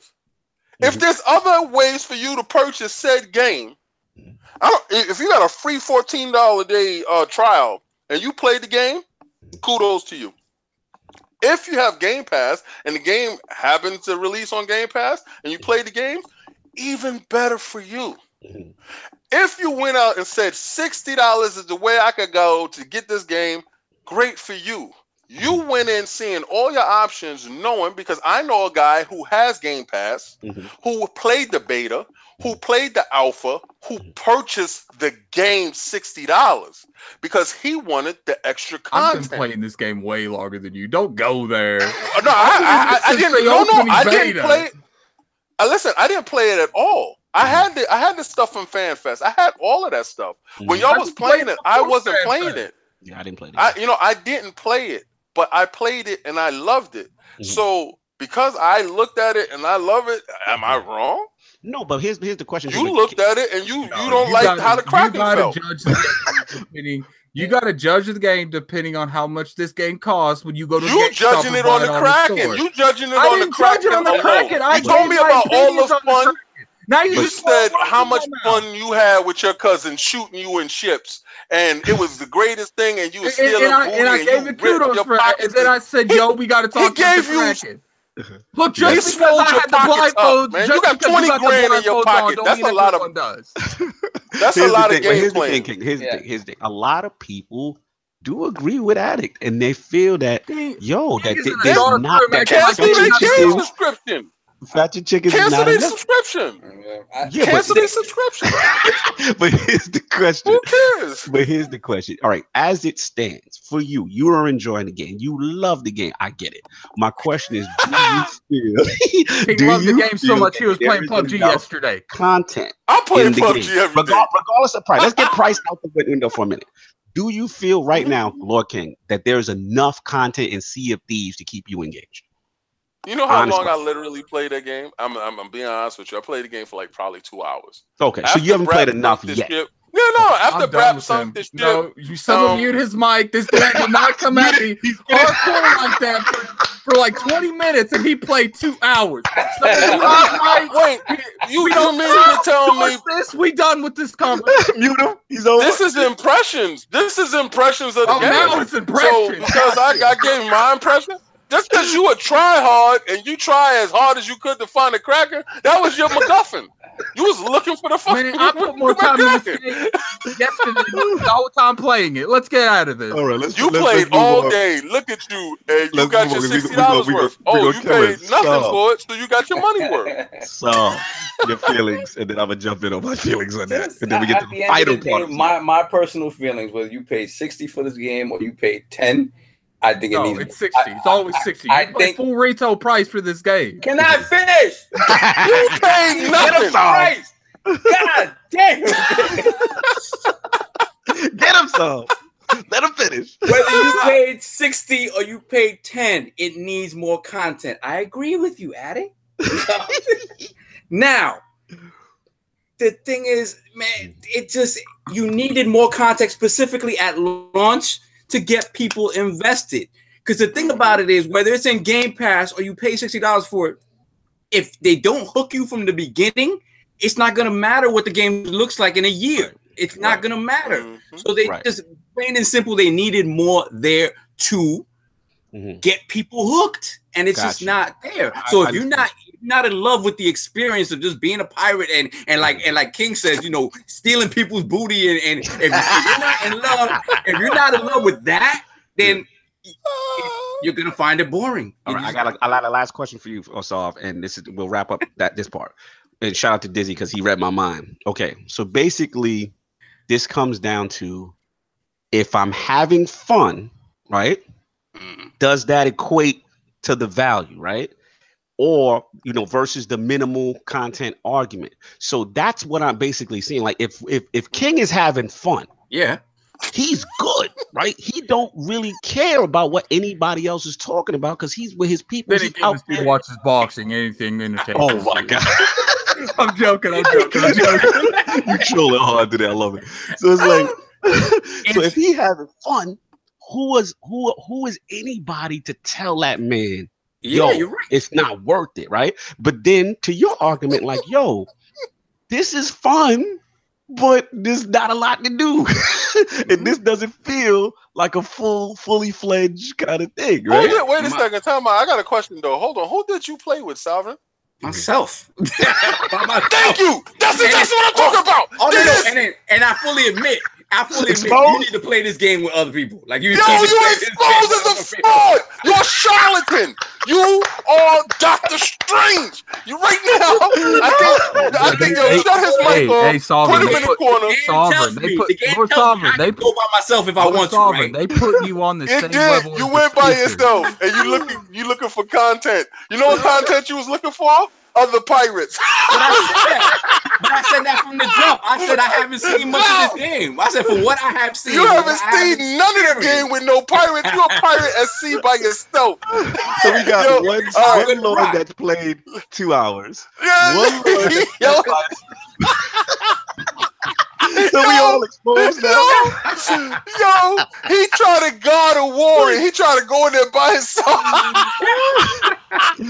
Oh man, this is too much. Now, here, Yo, did you run into any other pirates? Did you get any booty? Did you? Except there was one. The second time my ship got sunk, right? There was some dude on the island just shooting cannonballs at me, and he rocked me, and that was that. But that's another thing. Like how much do they populate these worlds? Because I was in there for a minute. I didn't see anybody. It was empty. You were by yourself. You better thank God for that. No, but I'm saying like I didn't really see. I was expecting to see heads, like people around, and I was expecting to die a lot more frequently. There was nobody there. Nah, that's true. That part right there is true because I thought that it was literally going to be ships all over the place, and then when I did see the ship, I was scared to death. The other ship because they were just destroying our ship. So hey, to be fair though, King. How many people you could possibly run into in 2 hours? Just say. I don't know. That one ship. No, that one ship is what I saw. I'm not lying. Like we was doing stuff because we was on mission. He, like I said, he had these little golden maps, stuff that I've never seen. So I was in amazement of the golden maps that he had this stuff, right? And I was only able to access this stuff because of him. His level was high. He's like the best time to actually see people is in the bird's nest with the like at night. Because their lanterns light up the back of their ships. I got my last question to this. Okay. And we move on.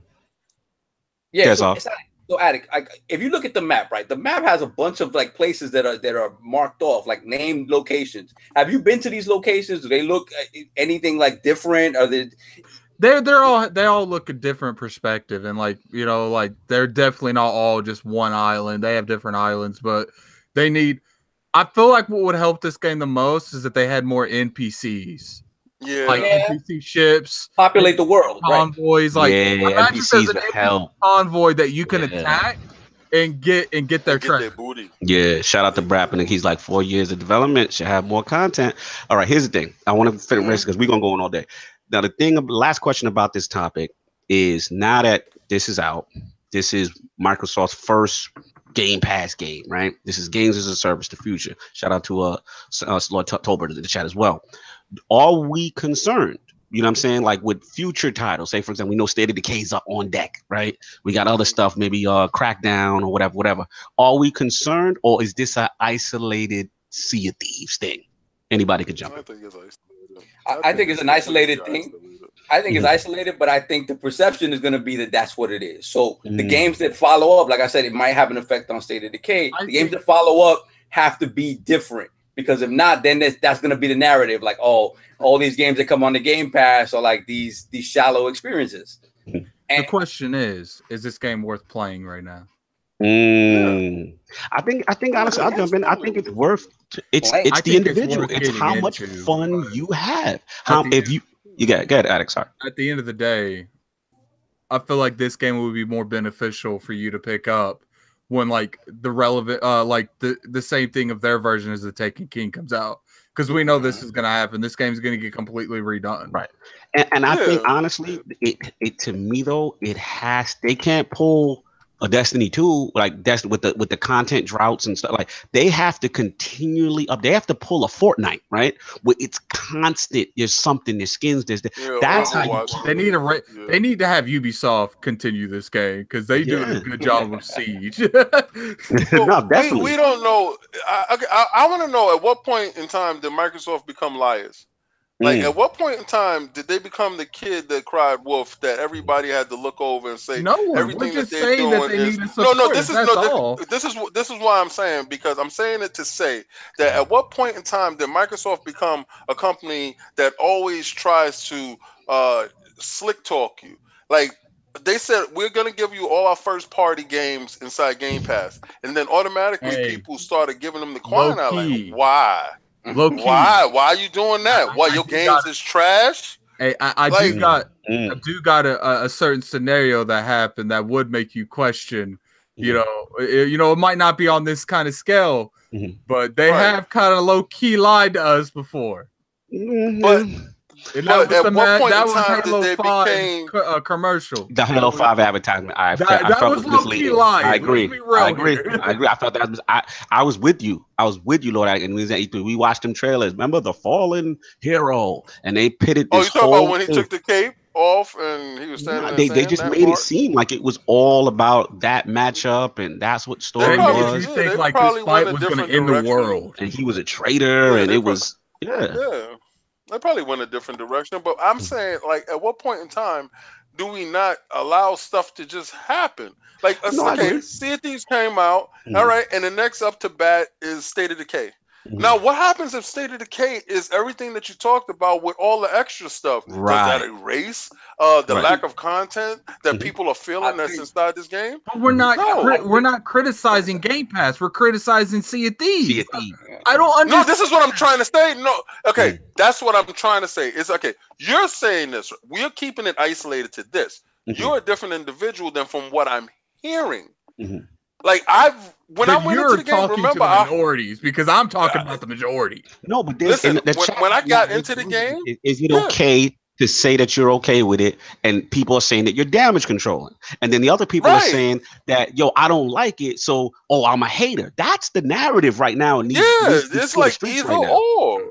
Like, I feel like comparing this to the service and not the game is kind of devaluing the entire Sea of Thieves game, because you have to literally devalue it to a service to make it worth playing. That's what I'm listening when you're talking. You see, and you feel that I'm devaluing it, but when I'm telling you, like, when I played it, I was like, oh my God. Like, this is literally, if you took my whole... What I'm saying is that you're having to compare it to Game Pass to feel like you justified buying it. Like, the way I'm listening, you wouldn't feel justified. You did say it's $10 though. Okay? I said, you know what it is? How I access the game, I could access the game for free. But I accessed the game through Game Pass. It came out through Game Pass. That's how I accessed the game. I can only talk about how I accessed the game. Now, if Game Pass was not around and I had to access the game by purchasing the game, I would have purchased the game as well.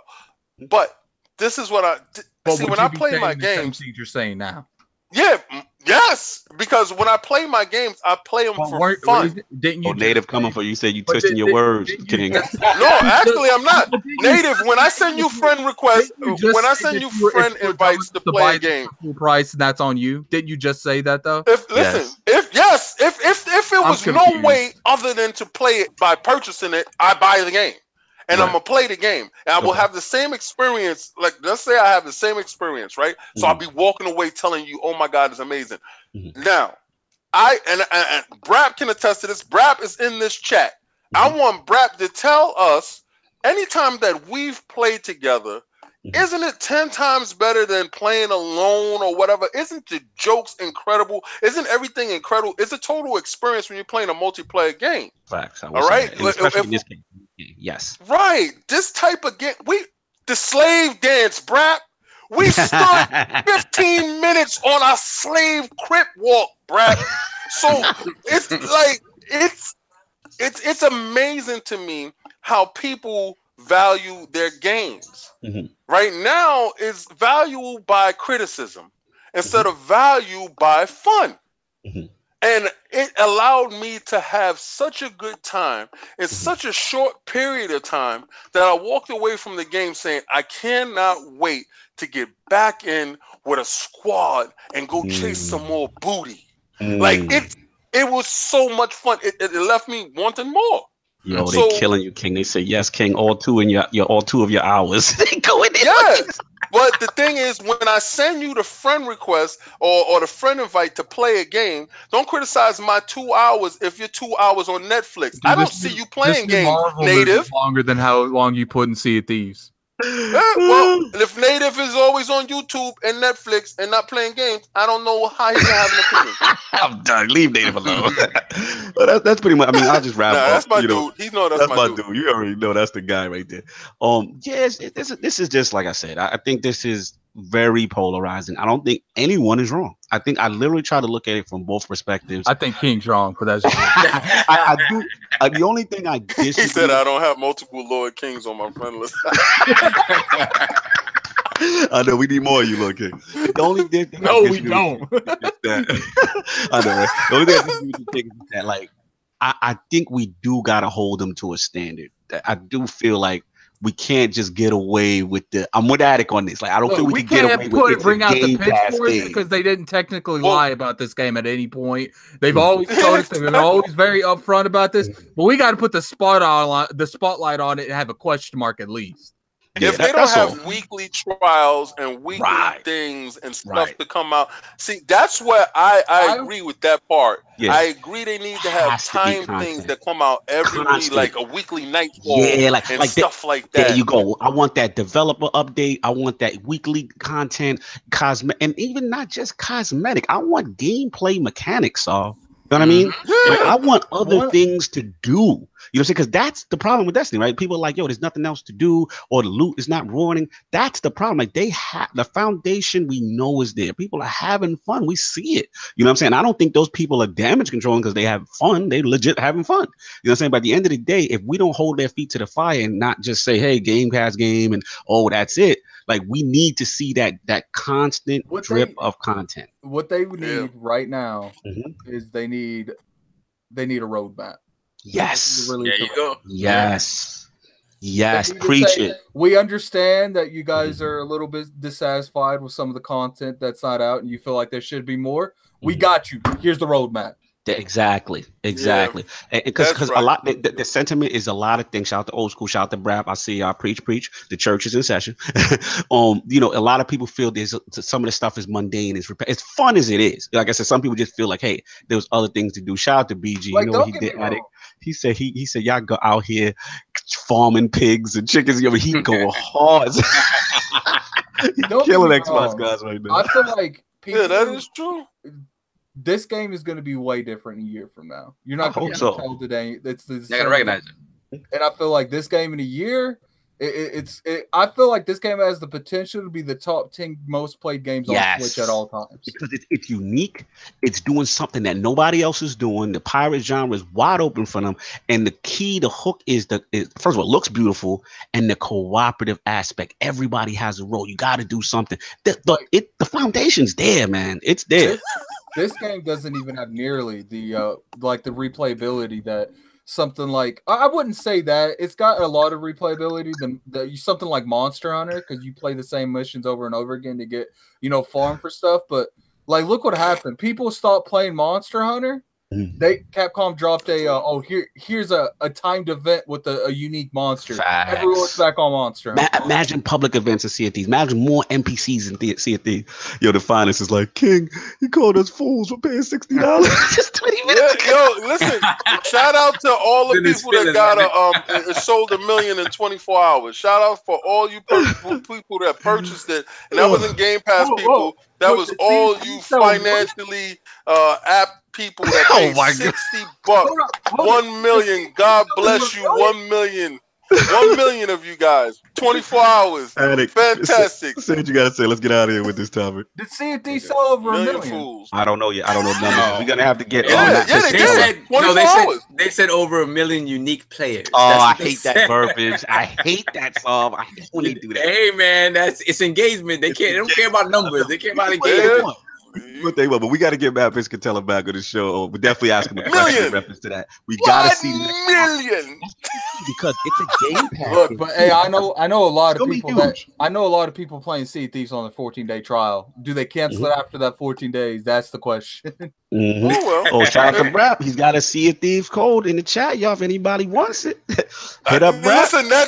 Listen, that code already been cleared up. They already got that. That's the hypocrisy in it. Once he put it inside the chat, that same person that was talking crap already cashed it in. Shut up. Punch, Requeno, you got people in the chat, Brap. They waiting, baby. We appreciate you doing that, man. Thank you. That's right. Punch, I hope Punch gets it because Punch wanted to play with us. I hope Punch gets it. We'll see how it goes. But yeah, this is a good one. Sea of Thieves. We're going to see how it moves forward. Great discussion by the Lords. The round table was lit. The chat was lit. Lord Addict. No way out. A way out. Way out. Way out. Puff Daddy album. What's going on with this game, man? First time I want to briefly talk about the people who's played it. I think King, you played it and saw. Yeah. I have not. So I want to briefly go over, non-spoiling, which pretty much is just talking about the mechanics, because this whole game is pretty much a spoiler. Then I want to go over with the releases such as this, Hellblade, State of Decay 2 coming up. Do you guys think $60 games is out the door? They should be. Good question. They should be, because the level of polish that's on this game, the level of mechanics that's thrown in here, me and Lord Sovereign was dumbfounded with what was put inside. Because when they told me it was $27, I said, what? Because I got EA access. So I said $27. And then Lord Sovereign said, but it's free. If I purchase the game, you play with me, it's free. I said, what? So I'm thinking going in it's going to be total crap. I said, free, $27, doo-doo. And I really need. I ain't gonna lie, I was right there with him. I ain't gonna lie. I see, but I need to take a step back from that, because this is the new mentality. And I'm glad you brought this topic up, because our mentality is the more we spend, supposed to equate to how good the game is gonna be. It's $79, boy.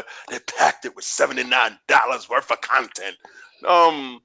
To be honest, this $27 is well worth it. The only problem is you need a friend to play it. You can't play it alone without a friend.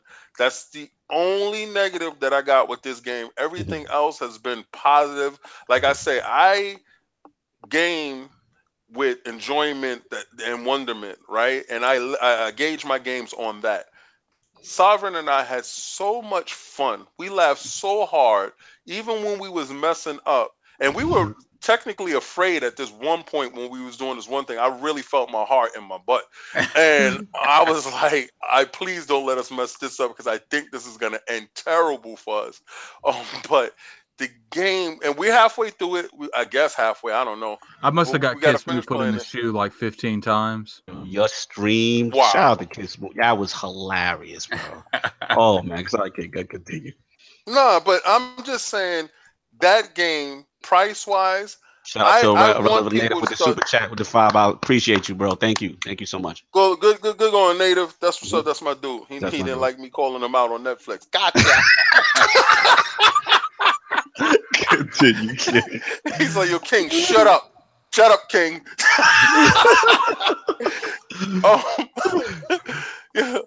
I mean, price-wise, I think it's magnificently priced.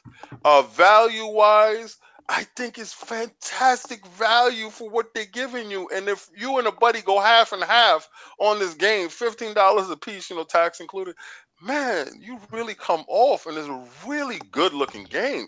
Yeah. Sovereign told me to put it in 60 frames, and I put it in 60 frames at the high-resolution mode. Oh, God. Shout out to Sin. I heard... Yeah, shout out to Sin in the chat. He said him and Kai, they had so much fun. I mean, let me jump in real quick, because I didn't get a chance to play. I know you about to play it. I just saw it, man. And first of all, y'all know Lord Cognito, besides being a gaming ninja, I am the co-op addict. I'm an addict of co-op. Anything co-op, I love it. So when I seen it, I'm like, all right, I remember the guy talking about it, whatever. I remember I had my eye on me and Valakon had our eye on it when they announced it at the Gaming Awards or whatever it was. And then then I saw Kid Smooth and Addict playing it, and they got to that segment. Now, this is not too much spoilers, where the guards are coming in to check the room. Oh man, you know what I'm saying? And then I see don't talk about it. Yeah, but I see Addict, you know what I'm saying, like slide the joint over to them in his other cell, and then it was so funny, and I just like the different levels of cooperative things going then on. you just see Kid on the other side, like, we're not putting, what's going on? You know what I'm saying? Like, so it was just so fun, and I'm like, yo, and then the scene for me where I said, okay, this is purchase, where they had to go up that shaft, and you got to do the back to back. Back to back. I said that is the funniest thing I have ever seen, and I kept seeing them die, and they was having rhythm, and they was like, yo, people in the chat was like, yo, Attic ain't got no rhythm, he messing you up.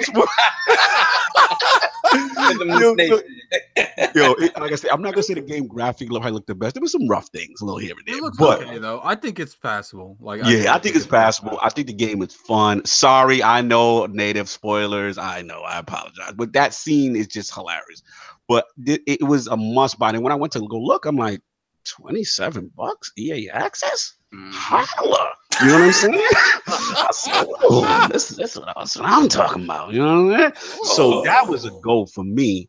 And I like to see more stuff like that. And then to Addict's question, you know what I'm saying, as far as the 60 hours, I think we're at that point, y'all. I mean, obviously with the Game Pass thing, I think with the content thing, you know, I think that's where we're at. You know, I think ultimately, you know, we've had stuff like Hellblade out there. You know, we've had these games that are not, you know, even what was it? State of Decay, right? State of Decay is technically, was it a $40 game? Technically?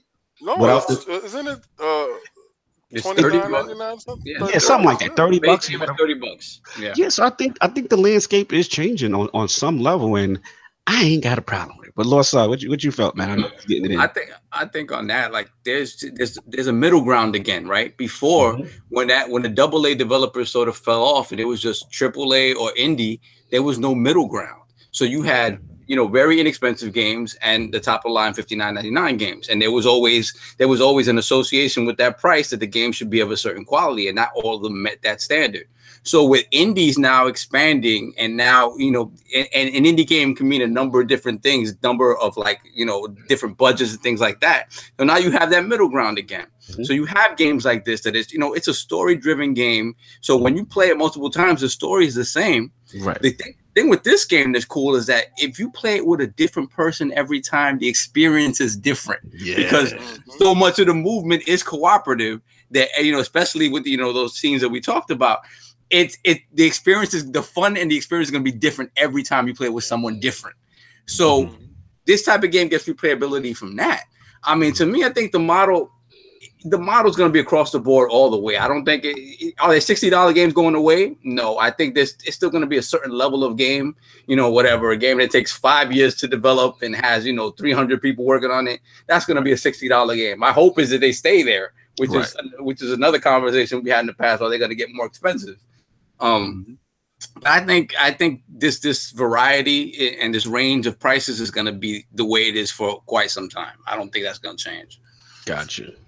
No doubt. And Lord Addict, so I know you and Kid will get it popping. What's your thoughts on this, on your own topic and the, you know, the whole $60 thing? I think this game, everyone in this chat needs to pick it up.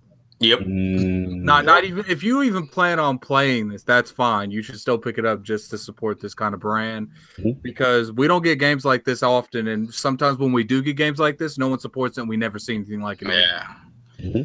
I mean, just from a consumer standpoint, guys, like, you're talking about a game that the developer of the game made a video talking about, so when you play with your friend, right? So you have one copy of the game. You see the other copy of the game? F this copy of the game. He threw it behind him. Like, F this copy of the game. Shout out to him. You know, I've been very rough on him. I did not like what he did. He's a psychopath. I know everybody loved it. I was in the minority. He deserved it, though. And I tell you this. If you haven't, I was telling King the same thing. This is the same guy that developed Brothers: A Tale of Two Sons, which is a game much in this vein, but you can play it by yourself. I think you can only play it by yourself, but you control both characters with different analogs, right? that game, by all accounts, is amazing. I think I own it on 3 platforms. I've yet to play it. So once I finish this, I'm gonna play Brothers because I haven't given it. But he like this concept is something he's been expanding upon. I love it. In his game. So I love it. And I want to jump in too because shout out to Addict. We had this discussion offline, which is that I love the fact that you know what he did with, like you said, the price point. Hey, if you only one person has to own the game, and then your friend could jump in the game, he don't even have to own it. He's probably the only dev that ever do anything. I've never seen a dev. Yeah, that's amazing. I'm pretty sure that the board was looking at him like, "What the f?" Yeah, I'm surprised he got that past EA. Oh, he said it. He said he was like, you know what? He said they have nothing to do with this. They don't get any of the proceeds. They don't get any of this. Like, you know, he's very straightforward. Like, yeah, he put that out there. He put the business out there. You know what I'm saying? But shout out to him on that. Like, because I know, like I said, that's rare. You rarely see that type of stuff anymore. It almost shout out to EA for letting it go down. You know, putting the game to come out. But EA gets a lot of bad press. All right, let's keep it 100. And they just finished releasing all the characters on Star Wars 2, so it's not behind a paywall. You know, listen, they're getting their footing. I know they're the evil empire because they keep winning and they have the greatest franchises on certain aspects of things and stuff like Madden. Yeah, that loot crate and stuff. But this game is really good and you should really go support it. If you don't like EA, like he said, the developer himself said they don't get any of the proceeds. It's probably going straight to the development house, and the development house needs the bread. I'm going to pay for the game as soon as I get off today because I played on Sovereign Joint. I did the trial. If you ain't never seen a game go quicker to the EA Access game, it will be this one because they will get something out of this game. Absolutely, man. And to your point, like we talked offline, like I want to see more of that stuff. Like I miss those, you know, the Army of Twos, the Double Dragon. Like I miss my co-op. And to see the buddy co-op evolve into this manner is pretty cool to me. The thing is, the coolest part about it is that there's, you know, you're separated, right? And you're doing your own thing, and you both each have your window until you come together, right? So, you know, there's a scene in the in the prison yard where you're doing your own thing and he's doing his own thing, and then something happens that brings y'all together. But at that point, you could talk to whoever you want, you could exercise, you could do other stuff. Like that's, you know, it's just a different way of thinking about how a game should play. And that's what makes it so interesting and unique. Like, hey, nobody's trying this. Yeah, shout out to Dizzy in the chat. He said EA has something to do with it. He agrees with King because of their image, but they had a lot of lasting impressions in the industry. Wouldn't have modern MMOs if they didn't let Origin and Ultima Online. That's a good point. And we got to, as gamers, have balance. Look, we don't like everything that they do. We don't like everything these gamers companies do, but we tend to not give them credit. You know what I'm saying? When credit is due, when something is right. Dude was all he was like, look, they messed up. I mean, he said it differently, but he was like, all developers mess up. I mean, at the end of the day, like, there's a reason that I'm sorry. Like, a lot of people think Activision. I think EA is a bigger company in the industry than Activision. Like, Activision's got a presence, but EA's just got the IPs. Like, I don't really see too much that Activision be doing besides Call of Duty and Destiny. Give it. Those are the two big, one of the two. Well, maybe Call of Duty now. But Call of Duty is probably the biggest brand that's ever been in gaming. But at the end of the day, it's like, why, if they're so big, why didn't they get the Star Wars deals? Like, why don't they have 15, 20 devs working for them? Like, they just publish games. Like, they don't even really help develop games much anymore. Absolutely. Good topic, man. Good topic. Lord Addict, Lord Soft. Nindies. Cloud gaming. So talk about who you think is powering your mobile PUBG, baby. Hey, look, I'm gonna tell you this. No, you know who got at me, right? And I'm gonna keep it on a little hush, but a German cloud gaming phenom group got at me to go out to Germany. Register. I sent it to Lord Cognito, and he was dumbfounded. That, you know, they got at me, and I said, "Well, I'm not going out there because I've seen hostile. I'm not going out there unless Lord Sovereign is with me because he is our gaming cloud guru." So I want them to understand. They probably confused the two of us. You know, he's gonna be in a cult. Yeah, that's what I'm saying. No, listen. Listen. I'm telling you, they must have confused The next game's the two gonna of be us. made with him as the antagonist because he's gonna do so much dumb shit out there. So what we got with Nintendo, man? It's gonna go down, man. Let's go. Let's get it. Let's get into it. All right. So we had the Nintendo, the Indie Spring Showcase showing off the new indies that are coming to the Switch. Some of them old, some of them new, some of them are exclusive. I'm just gonna get into the main ones, right? There are a bunch of small games that look a little weird, whatever. But again, yeah, with King, yeah, the bomb chicken. Oh my I want that game. I can't with y'all with that chicken ball. Go ahead. So listen, this year in particular, right? They don't have Mario, you don't have Zelda. So the indies are even more important this year than last year because you don't really know when Smash Brothers is coming at some point. You don't really know what big name franchises are coming from Nintendo this year. So the indies are important. So let's start with one that's been on PC and it's been on the other consoles, which is the Banner Saga. Banner Saga is like an RTS, grid-based RTS, but like very story-based. A lot of the guys who worked on this game are the guys who used to be at BioWare. So Banner Saga 1 and 2 have both done very well. My eye on that, son. That looked lit. Yeah, Banner Saga is fantastic. I've never heard of that game, but I was like, yo, that's my type of game right there. Yeah. Let me ask you a quick question. Is the mechanics, is it RTS? Like, what is the gameplay mechanic? I know the cinematics, the choices, that's kind of like Mass Effect-y. I like that. But is it RTS? It's grid-based. Yeah, it's grid-based RTS. Okay. Could someone explain to me how the Switch arc is on the Switch? I'm sorry that we're like no, shout out to Biz. No, Biz going hard right now. He's like, there's no excuse for the developers no more. I don't even know how they doing it, to be honest with you. I'll be honest. Like, how they doing it? Is the German cloud people? No, it's not that. It's the fact that the game is down to the metal. All right.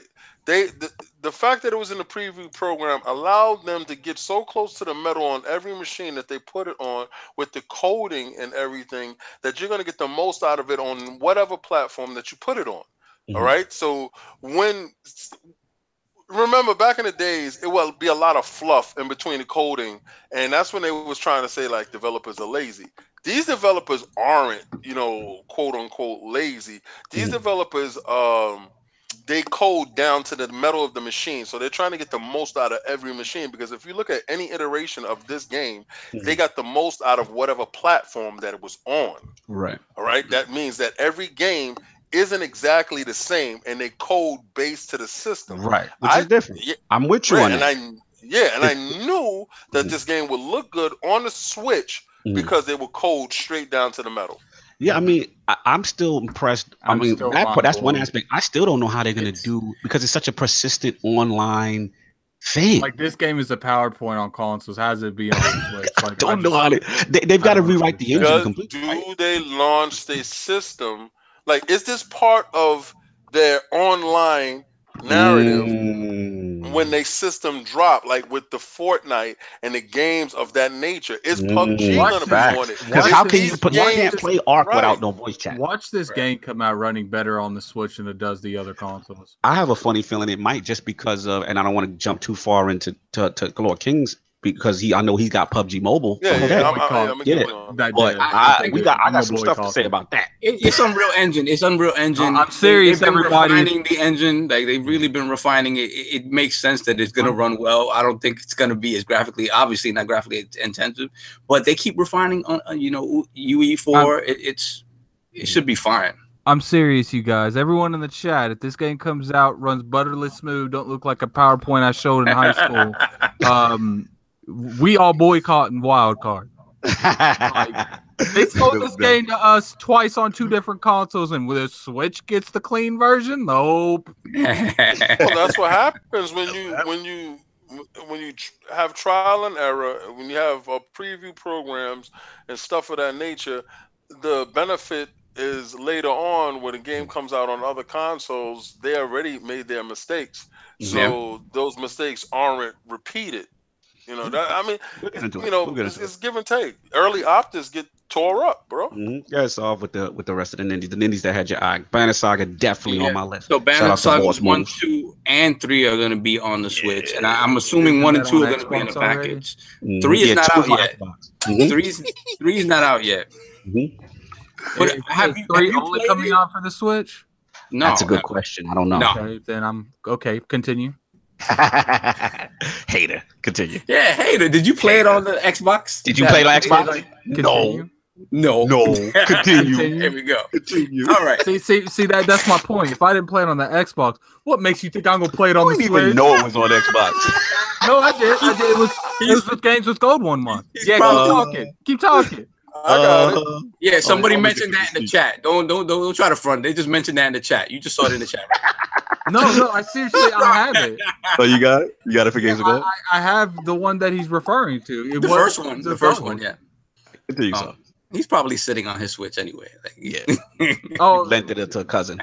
Look, my Switch is the stand for my TV now.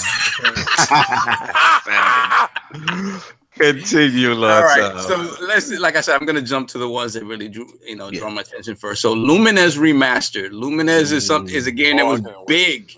It was big on the PSP, on PlayStation platforms. It did come out. So it was on the PSP. How long ago? Gotcha. It was on the Vita. On the Vita as well. It was on Xbox 360, I believe. There is a version of it on Xbox 360. So Nintendo's finally getting it this gen. Gotcha. Keep going. That's right. Yeah. All right, then we got the Messenger. I talked about the Messenger. Woo! The ninjas are in the building right now, right? I talked about the Messenger. I have no clue what the Messenger is. Right, you better. So the Messenger is a game. If you look at it, it looks like Ninja Gaiden, the old school Ninja Gaiden 2D side scrolling Ninja Gaiden. You know the Shinobi was all over that. The game, you know I was on that, baby. So the game starts out. This game is kind of poised to be. Ninjas are in the building. That's why ninjas is in the house, baby. My ninja. So the cool thing with this game is it looks like it's an 8-bit type like action platformer, right? But there's so much. Look like an 8-bit. But this is the thing. Savage. This is the thing. The game at midway, the game turns into a no, not even when you end it. Some midway, the game just changes to a 16-bit game. Yes. So the graphics change, right? And then on top of that, it's not a platform. Shut up, King. Continue, son. They're killing us right now. So, they are. That's all right. That's all right. Switch haters. I mean, if you could turn out all the 8-bit graphics, I mean, come on, man. Have you seen all this hype for these games that came out like a decade ago? Listen, I saw all of that indie stuff. The only thing that I'm looking forward is Bomb Chicken. That is the only thing, and I'm looking forward to it. I just probably won't buy it unless it's a trial of it, and I'm probably gonna pay the trial and don't buy anything. Because if you notice, I'm never on my Switch. But that's for big titles only. But haven't you noticed every last one of their games look like it's from like a hyper version of the regular NES? Yeah, like some every last one of their games. A lot of the devs are going for that retro feel. A lot of the indie devs. Yeah, the indie does with all of that. It's not for you. So we have the Messenger, right? And then rounding it out, the stuff that I care about, Mark of the Ninja Remastered. I'm a little tight that it's not a sequel. We haven't gotten a sequel, but a lot of people at Clay Entertainment, they left. Yes. Yeah, Mark of the Ninja. The graphics stayed the same. It's stupid. But Mark of the Ninja is one of the best stealth games ever. Period. It's up there with Splinter Cell. Yes. It's up there, like in terms of pure stealth, pure gameplay. It's up there. Yeah, the gameplay is amazing. I saw the demo of it. It is absolutely amazing. The mechanics. It's definitely like a spiritual success. The graphics up there, though. No, the graphics look good. Y'all ain't seen it though. That's one thing I don't understand why they calling it remastered, because the graphic style of this game it translates well wherever. So I don't know what they're adding to it. He looking it up. Hold on. You never played this game up again. Listen, I did. It looked like the same thing. What's the game called? Mark of the Ninja, man. I'm putting it in right now. Shinobi, I know. That's day one. Cop. Listen, I blazed this game. Ed Torres in the chat. Let's go, baby. You already know. Love this game. Love this game. And it kind of died. Like, it was on 360 and PC. Never went to PlayStation. Oh, hell no. This is exactly what I saw. This is exactly what I saw. This is exactly what I saw. But you know what funny saw? They say both of these two hate it, right? Yeah. But then the Nindies sell more on the Switch than on Xbox. Enough to play on that shit. Yeah, exactly. Because people got that Switch. They playing that Switch on the go, baby. That shit's on the go, baby. Like, I'm gonna tell you, like, in all seriousness, y'all need to play this game. Facts. Like, I'm talking about. I'm not being hyperbolic when I say it's one of the best stealth games of all time. Of all time. Play this game. Like, it's not. You know, I'm not gonna throw out that just like that. Play this game seriously. Like I said, I wish it was a sequel because it's been a long time, but yeah. Take what we can get. So that's that on the Nindies. That's everything all you get. No, that's why you take it. They don't even show the game. They just show a cinema. Oh my God, you guys, your hate is like immaculate. They don't show the game though. They just show a cinema, and you have to see the old game to get a thought of how the new game is.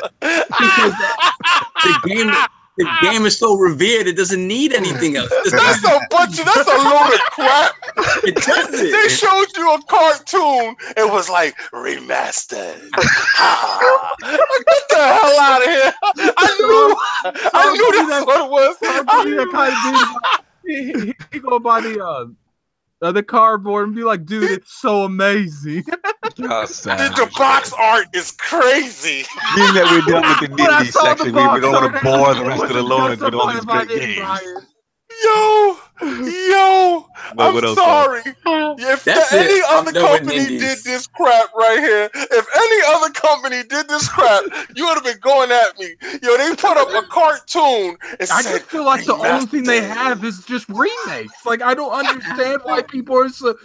Dude, if Microsoft did this, the world would burn. All I know is that it has more content than Sea of Thieves right now. That's what I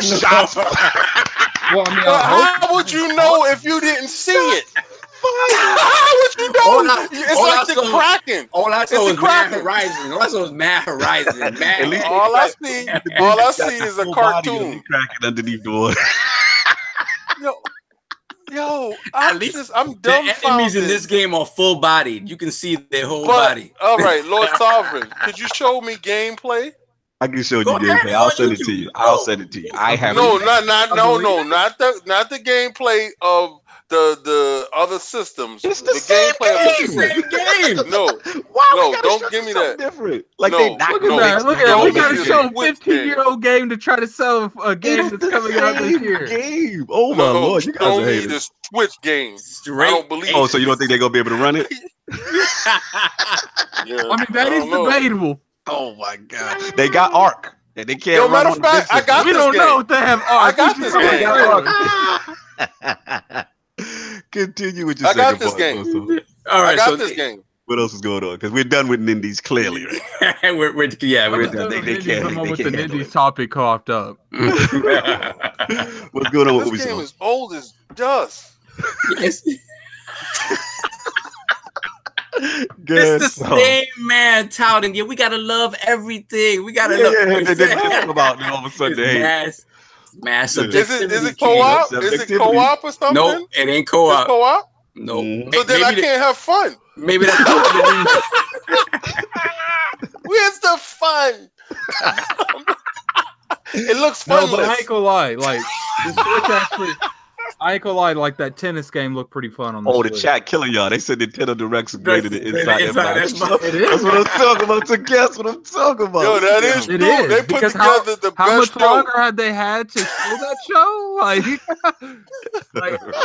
I mean, don't get me wrong. Inside Xbox might never be as good as Nintendo Direct, but you know, Xbox, they're not good at showing information, I guess. I mean, Black Rod is a savage. He said switches the kid, man walks with that. Let's move on.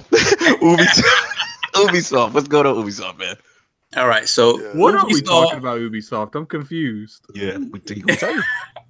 All right, so Ubisoft, after a lot of years of trying to fight off of a Vivendi takeover, a hostile takeover, they were finally able to do it. I guess Vivendi understood that what Ubisoft was doing to try to hold on to their company was too much for them to try to buy enough of the company to hostilely take it over. So they came to an agreement with the Guillemot brothers to sell their stake, which at this point is worth about $2 billion, and they only spent about $800 million trying to buy with the shares that they have. So it's a win-win for everybody, right?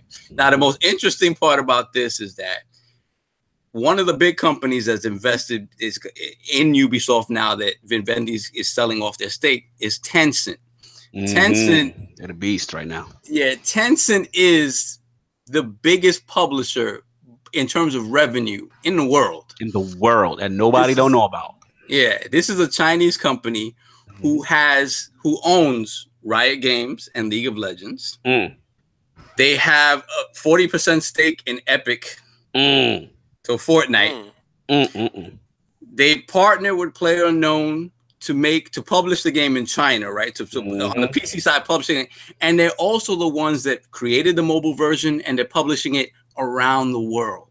Yes, these guys have their tentacles in everything, right? That's right. Not 50 cent, 10 cent. Yeah, they are beasts. And the great thing about them is that they're content to have their shares. They don't get involved in the business, the day-to-day business. Make that money. They just want to make money. So the thing is now, see, the thing with Ubisoft is Ubisoft at the start of this generation, they had some missteps. They had missteps with Assassin's Creed Unity, right? With the game not being up to par. With also some of their third screen tech. You know, remember at the beginning of this generation, everything was third screen experiences. You know, on your tablet, you can do this, you can do that. With the Division, they tried to do it with Unity too. With Unity, they had a lot of loot crate stuff that was kind of predatory. Like you could play the game without it, but they tried to really entice you to do it, right? And then they also had missteps with the whole Watch Dogs thing, where they showed you a game at E3 and the game that you got was not really that game. Right. So I think with those missteps, they realized, look, we have to change the way we approach these games and the way we're kind of viewed by our consumers. I think they are at a point right now. If you look at what they've done with Rainbow Six Siege, what they've done with For Honor, what they've done even with bringing Watch Dogs back. Watch Dogs 2 didn't get the credit it deserved, but it's a vastly better game than the first game. Right. What they're doing with Assassin's Creed Unity, like they're dropping hit after hit. They're about to drop Far Cry, right? They did that with all the pressure on their back because of the hostile takeover. Exactly. They had a lot of pressure to produce. Yeah. Exactly. It's hard to sort of maintain your vision when you're worried about somebody taking over your company. Facts. So the fact they've been able to do that, right? And especially with these games that are online centric, the Rainbow Six Siege, the For Honor, like. Tencent is all about that. Tencent is all about increasing their power in China, right? So by them partnering with Ubisoft now, this is the opportunity for Ubisoft to bring their biggest franchise, especially their competitive esports-centric franchises, to China and make them a superpower there. Because the thing about it is, China's been open to the rest of the world in terms of gaming for now a couple of years now, right? It's been a few years now, but it's still been hard. It's still been hard for these companies, these Western companies, to make inroads in China because it's just the type of games that that are being provided there. Like China likes esports, China likes and MOBAs, China likes competitive stuff. All of these, like Rainbow Six Siege, For Honor, all of these games, The Division, right? All of that stuff lends itself perfectly to the Chinese market that doesn't have access to these games at all. So my question to you guys is, with what we were talking about before, like the perceived like bad practices of EA and Activision, the stuff with Destiny, right? Perceived negativity around some of these big companies. With Tencent now being invested in Ubisoft, do they have a chance to take over that third-party publishing crown worldwide now? This is a good one, man. No other company has that inroads into China, and China is the biggest gaming market that's been untapped by the West for the most part. Yeah, this is good stuff. I mean, I've been keeping my eye on it. I didn't know too much about it. I had to do a little research, like you were saying, with the whole Vivendi stuff, and now Tencent jumping on the scene with Ubisoft, and good kudos for them for not getting hostily taken over. You know what I'm saying? But yeah, this is a big thing. I think the Chinese market is huge. I mean, and it seems like the whole direction with them is big on mobile. So I could kind of see things going that route in that market. You know what I'm saying? And you're seeing the success and how fast, I'm not going to get on King's topic because that's next, but you know what I'm saying? We know what's going on with these, these battle royale games now coming over there. I think there's a lot of potential there. And I think an American company to get over there, you got to have them almost like a liaison, right? Because you can't just jump, like Microsoft just can't jump in there. You know what I'm saying? Like it's not going to be received. You have to have that cultural / that understands the market liaison to get your company in there. That's why they're doing these little 5%, 10% type of share deals or whatever. Right, and I think the free to play, the mobile scene, that's what it is. If you would have told me like a year ago, yeah, dudes are gonna be playing Fortnite, you know what I'm saying, full versions of game. I mean, look where phones are right now. You know what I'm saying? Phones are crazy. I just got the S9. You know what I'm saying? The S9 Plus. It's crazy. Like the phones right now is running laps around certain things. You know what I'm saying? So I can see it. I think the market is there. I think the potential is there. I think the growth is there. I think Ubisoft, that they've got a ton of titles. I could see a Rainbow Six Siege. I could see it. I could see a mini division. I can see it. And Chinese gamers, that's how they play. In the East, the console space. Think about why the Switch is doing so well, right? The console space over there, it's more of a confined thing. It's smaller apartments. People ain't doing console like that over there. You know what I'm saying? So everything's on the go. Everything's on the go. PSP was doing good. Vita was doing good. Switch is killing now. You know what I'm saying? Not saying PlayStation 4 ain't doing well, but that's what it is. So I think that's where it is. That's just my thoughts on it. I think they run with it. I really do. And besides the mobile market, like the mobile market is huge, and that's going into King's topic. That's something that's gonna permeate everywhere, right? So that the littlest investment there is gonna get you big gains. The thing is, on the console side, is like I was saying, esports is big, right? The competitive scene over there is really big. Right now, you have people on PUBG screaming about trying to ban Chinese players from the servers because Chinese players are the ones that are cheating on these servers. So to bring all of those franchises that have not seen the light of day over there, to me it gives them a big competitive advantage. Like you don't see them talking about Call of Duty doing numbers in China, right? You don't see anybody saying they Destiny's doing numbers in China. This is a big opportunity for them. But also considering the fact that they're not perceived as the bad guys like EA is, and like Activision is. They're not perceived in that way at all. It's a big. I could see them. There's 5 years before Vivendi can try to purchase them again, right? The whole deal is they can't buy any stock in Ubisoft for 5 years. Yeah, man. Shout out to Old School Style in chat. It's like China is one of the biggest mobile gaming markets in the world. You know what I'm saying? Also, Dizzy's on it too. He's like followed down Daniel Ahmad on Twitter. Lots of Chinese market, including Tencent. People in agreement. Lord King, Lord Addict. Anything on this? Oh, y'all good? What are we talking about? Got the topic down. Okay. To be honest with you, whoever gets inside the China market, get a foothold inside everybody's trying to. Like you said, you need a liaison to get you in, type of thing.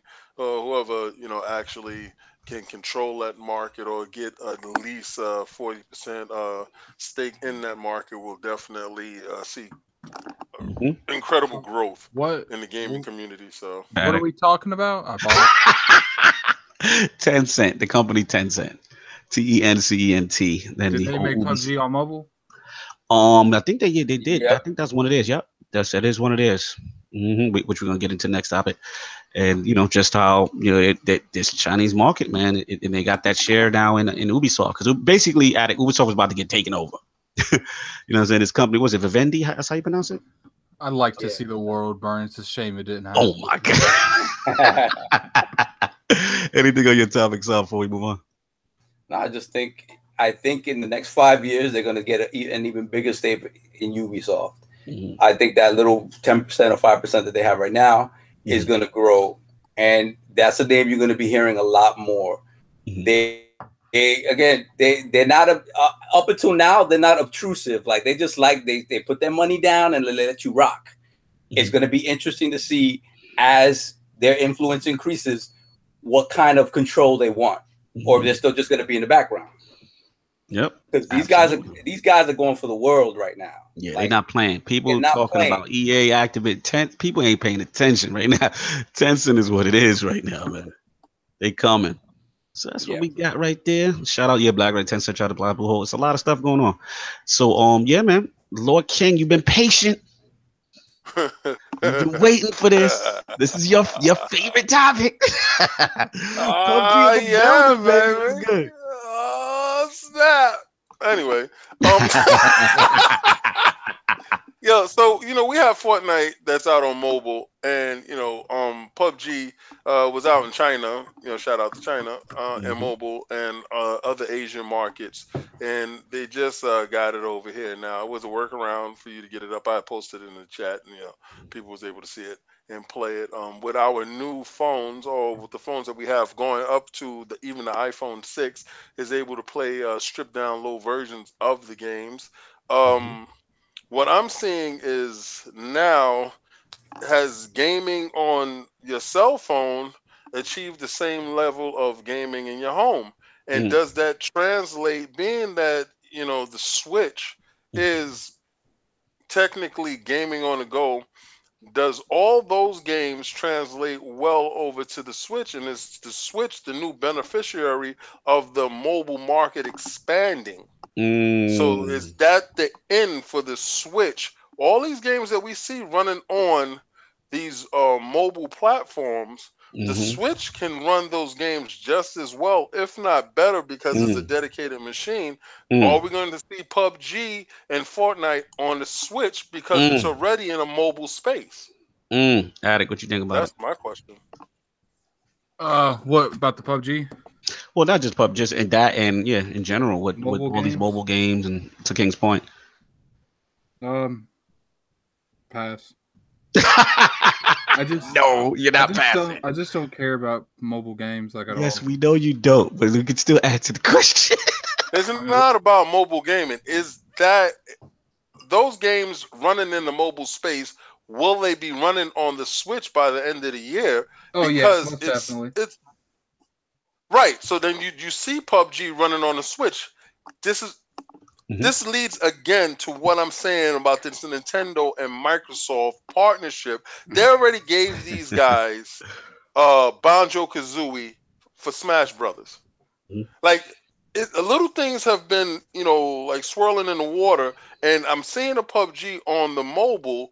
Does it translate, or is it going to translate to the Switch? And if they even make a thought of going to the Switch, Fortnite is going to go to the Switch. Speaking of that, I was actually talking to one of my friends on Xbox Live. I think it was someone from Planet Xbox. Can't remember. That's not relevant to the conversation though. But I was saying that I think Nintendo I think they need to get Fortnite. I think Fortnite, like primary on Nintendo Switch. I heard that's an automatic go. Yeah, I want to jump in. No, I'm saying I think they need to make that their go front. Like Nintendo needs to buy that shit. Yeah, I heard that's what it is. And I'm going to get a lot of flack for this because I know this name is not well liked. So I'm going to say it. Marcus Sellers, he put that out early. And listen, I'm not questioning the validity of his sources. I know there's a lot of controversy about this guy. A lot of people feel this guy steals sources. He takes credit. I'm just telling you where I saw it first. And I remember him getting a lot of stuff on Twitter saying like, yo, that's BS. And then lo and behold, here comes Fortnite Mobile, right? And then lo and behold, you know what I'm saying? Like, it's basically on every platform. And I agree with you, Lord. Like, it's perfect for the Switch. It is perfect for the Switch. And to King's point, I watched the review of PUBG Mobile, and I gotta keep it a stack with y'all right now. I've been told by a lot of people it runs better on there than Xbox. It runs better than the Xbox version. Now, granted, It's a stripped down texture version. it's old school, like, you know, kind See, of but like that shouldn't matter though, because at the end of the day, they made those decisions to put those assets in place to make the Xbox version run worse. Facts. And that's my thing. It's like when I see that, there's no reason why I can't go to the Switch. There's no reason in my mind. You know what I'm saying? The only thing will just be with the exclusivity deal. If Microsoft decides to swoop in and say, look, you know, this is just what it is. But as far as these mobile games, and let's solve. Nintendo's already doing it because there's a couple of games. There's a game out. There's a car game that looked like a mini Forza, right? And I was like, damn, that looked good on a Switch. I was like, what's that? And Kaibatsu was like, oh yeah, that been out on mobile. And I'm like, what? I'm thinking it's a new game. Like I'm not in the mobile scene, so I don't know what it is. You know what I mean? So at the end of the day, again, you're bringing these games to another audience also. And Nintendo, for the first time, I know Addict gives them crap, and everyone's like, yeah, they're getting ports. These are old stuff. No one cares about. But these are new to their base. And that's a ravenous base that buys stuff up. I can see it, man. I think it's only a matter of time. I think Marcus Sellers is right. I know I'm going to get killed for saying his name, but he was the first person out. I think Fortnite is a no-brainer. I think all this stuff debuts when the online service comes out. That includes Arc. That includes all that stuff. Potentially perfect in the chat. Yeah, it look crazy. It's amazing on mobile. Amazing. Imagine if they snatched Fortnite as like, that's their platform's choice. You know, Fortnite is on their platform of choice, and they get an exclusive map called Mushroom Kingdom. I can see it, man. What do you think, so? It is candy stuff. Yeah, I mean, you know, if something goes to Nintendo, they're gonna Nintendo-fy it. You know, they're gonna graphics in Fortnite. It already looks like something that should be on the Switch. Absolutely. I think Fortnite is this year on the Switch. Fortnite's this year. I think it's either. Yeah, that's what I'm saying. Yeah, that's this year. That's this year. I think we get an announcement of that at probably E3, if not some sort of direct or something beforehand. But yeah, Fortnite to me is a foregone conclusion on the Switch. I think. Okay. Busy said, but what about them Fortnite amiibos though? What's up? Dude, that's a whole nother. Yo, are you in? If they do the amiibo, they give you the gameplay advantage. It'd be stupid not to. It'd be dumb. If I load in with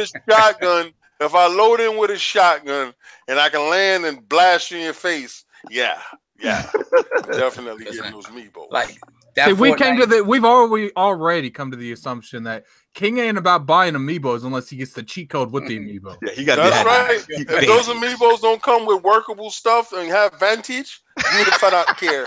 Not advantage, just Vantage. They must have Vantage. I must have Vantage. Wait, what? Why you not feeling it? What you gotta explain your nah? Well, because he be riding hard for Fortnite. You know, he doesn't want his experience dumbed down. You know the best part about Sinister? The best part about Sinister is he ran me through that game. And this is what I talk about. You know, people talking crap, but they actually there with you, right? And then you got me to sit there refute your crap. And it sucks because I'm going to refute. I'm not going to let you run with anything. We came in third, not even trying. I was there bodying dudes, and he was down on his knees talking about, I'm over here, help me, King. So don't get slick. That was PUBG skill all day. Your game is easy. So you say the learning curve is easy. Well, that's what people say, but some people like it for that reason.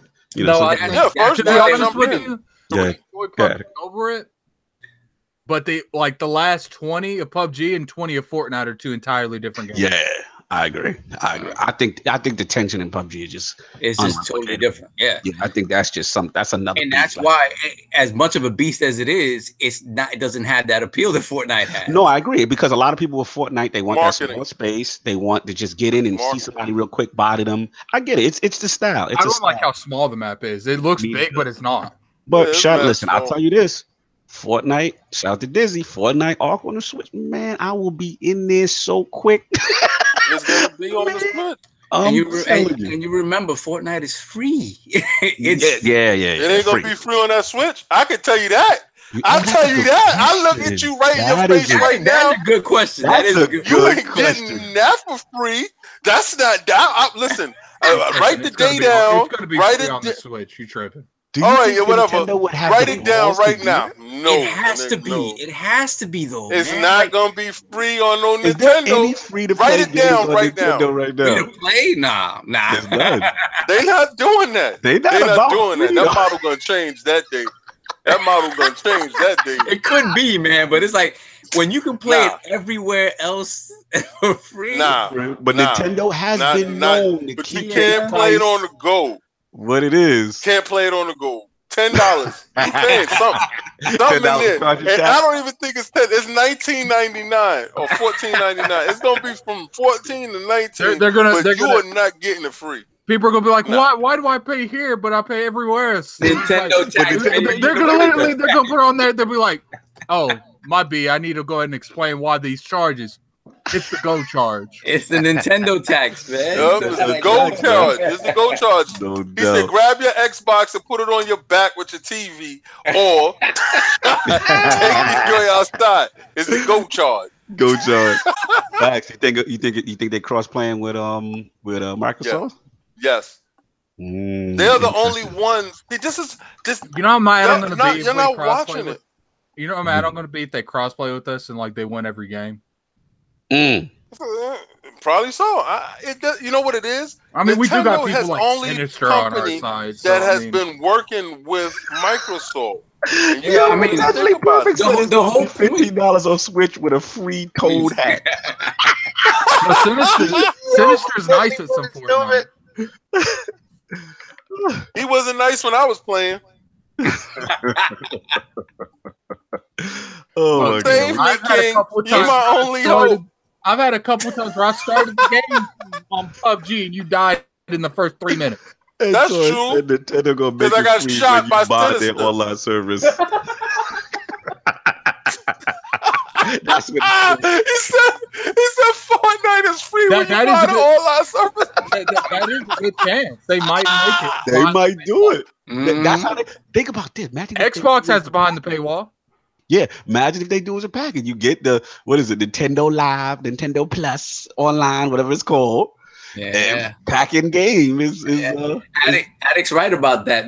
They're behind the paywall on Xbox Live Gold. PlayStation, you can play without it. You can play without it. Yeah. And that would be the perfect game to launch that service, man. Fortnite. How could you resist it? How you be like, you Fortnite on the go with Nintendo? But they got you. Does PUBG allow them to get there first? The question is, don't look like they stopping no one from doing anything, okay?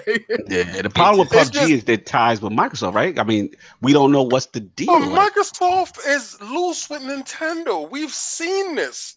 They've been cross-playing. They're in bed. They just haven't been telling you their dirty little secrets yet. This is the thing, though. But we go back to the engine owners. And the game that runs on the engine, Fortnite, that's Epic's engine.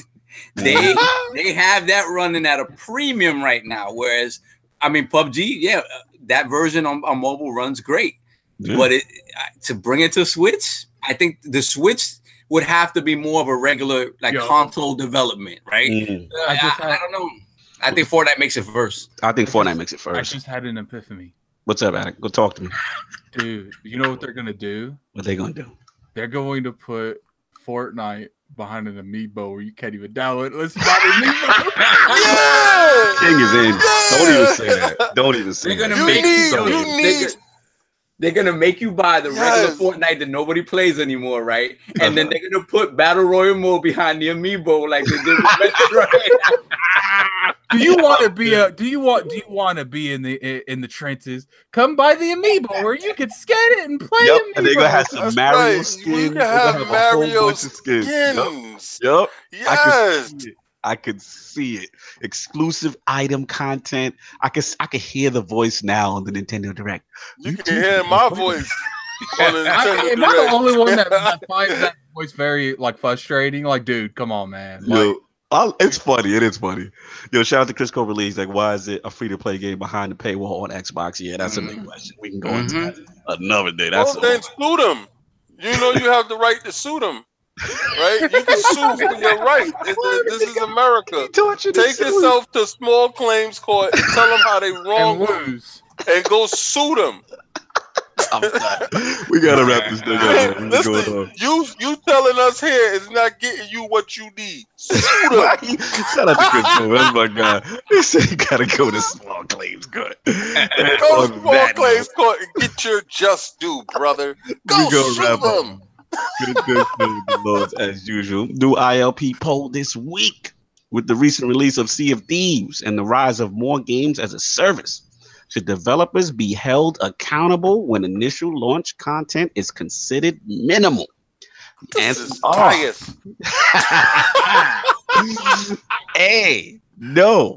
Games as a service is understood to be an evolving game. B. Yes. Lack of content makes it an unfinished game. Or C. I don't care as long as it's $10 in Game Pass. So everyone that supports King D, go put C, because that's what C is all King. Listen, you should have F for I don't. Language. That is the question. Those are the choices. I don't give a fracking. At the ILP Twitter polls when it goes up tomorrow. The Lords, the Horsemen were in the realm, killing it today. Let's get our outros off, fellas. Lord Addict, where can the fine people find you? What's cooking? Lord Sleep is back. Lord Sleep is back. Oh man. Oh man. Oh, narcolepsy king. The king of narcolepsy. He fell out. Nobody put a narcolepsy drink on there. Lord Sovereign, where can the fine people not find you? First of all, I'd like to thank our guest, Lord Addict, for coming through today. Salute to him for staying up for a whole 2 hours. Oh my, we know how hard it is for Lord Sleep. You know, can't wait to have him on the show again. You know. Special guest. Where can the fine people find you or not find you? Fine people can find me online this week. I'm gonna be online playing A Way Out with Lord King. We gotta finish that up. Yes, sir. Playing more than 2 hours of Sea of Thieves. I'm gonna play more. You're gonna play with me. You're gonna play with me. You're gonna play with me. Opinion can be validated, and I'm gonna try to slog through MLB the show. So you can find me on BX Sovereign or PSN and Xbox Live. No doubt. With the frame pacing, baby. I see you. Lord King, where can the fine people find you? Man, I didn't think that we would get the exclusive on Lord Addict today. You almost made a whole show without Lord I'm so happy that he even came through, because when I saw that he was signed in, I was so ecstatic. I was like, "Oh my God, are you serious?" Oh, but you know, it was been to like the last 4 IOPs, right? Yeah, I know. You are featured guest now. Yo, you almost made it through the whole show, Lord Addict. Like the jokes are in the chat right now. They were like, "Lord Sleep returns." Lord of Sleep. Yo. Okay, we gotta talk about some other stuff, but all right, you're gonna see us at Gamescom. Not Gamescom. PAX. Damn, we going to Germany already. I just shot all the way past E3. Yo. You're gonna catch us at PAX. We got some stuff that we working up on that. A whole lot of things for you guys coming up. So you can catch us on Twitter, Instagram, Facebook. Now, listen, when we go to PAX, we're gonna be going live. All right, so you're gonna be able to catch me on Instagram. I'm gonna open up my Instagram so you guys can log in and see the real time there. I'm gonna open up the Facebook so you guys can see that. The Twitter, we're gonna go live there. So we're gonna be having 3 streamings that you can see live, and then we're also gonna have the 4K content that we're gonna be putting out for you guys to get a chance to see that stuff. You're gonna catch all the interviews, all the amazing stuff that's gonna be going on. We're working out here. We're really working. So Trust us. We're definitely trying to give you everything that y'all want and need, and give you our weirdo opinions on this beautiful stuff that we call gaming. No doubt. Lord Addict has Lord Sleep left the building. Can we do our outros? I was talking to my brother. I Okay. thought I didn't even know you went to mine. Yeah, Thanks for everyone coming by. I'm going to be streaming Bloodborne some more today. Hopefully, I'll beat that. Yeah, Chris Cobra leads in the chat. He said he's seen a lot. He likes a lot of your streams. Definitely funny. You know what I'm saying? Yeah. I think he's talking about kids streams, but yeah. I we'll see. You know, Ludwig or whatever his name is. He's definitely getting under my skin. That's for sure. His whackness in games is bothering you. First off, he's like a deformed like horse. I don't know what happened there. I was saying in my stream, dude, I feel like everyone from Software are neither mentally like destroyed in the head, or they're talking to someone in an insane asylum when they do these artwork, because whoever made Wiggling needs to probably be in somewhere for help. But I appreciate everyone that's came out, everyone that supported my streams. I had like 22 people at one point yesterday watching my stream. It seems to go up more and more. Yeah, you're doing good, man. You got to get for it. Love watching it. Like I said, you guys made me cop. I mean, no way out. It's not Kid Smooth caliber having like 500 people watch him get killed by the blood-stained beast for 3 hours, but so I appreciate it. No doubt. Lord Cognito here. People not liking me as the gaming ninja, the Shinobi. I see. No, that naming yourself stuff, nah. We ain't about that. But that's what it is. The sometime gamer. You know, we're gonna go with the sometime gamer. Sometimes Shinobi. That's what I'm on sometimes. I'm around sometimes. Oh man. And I'm going. There he goes. But thanks everybody. The chat was absolutely lit. Thank you guys for supporting the Lords. It was on fire. Sea of Thieves, y'all, was on fire today. Absolute love the segment. Make sure you guys hit the like, subscribe, all that good stuff. The outlets will be going up. Audio stuff will be going up later. Salute to everyone still supporting Flashpoint number 9 with Ebontis up. What is it? Update 1.1.4. Coming Tuesday, supposed to be a big one. We will see how it goes. We talked about that. Please check that out on the Iron Lord Podcast YouTube channel. You know what I'm saying? And like Lord King said, PAX is approaching. Lots and lots of stuff to talk about. We're gonna have a lot of things, a lot of surprises, a lot of stuff to look out for. Please follow and support the Lords on both outlets. Like I said, the Inner Circle Network. We will be here live with the the podcast stuff, and then for the extra content, check the Iron Lord Podcast YouTube channel. Make sure you guys support. Enjoy your Sunday, all that good stuff. Anybody got anything else before we get out of here? All right, when we out. Catch everybody later. Peace.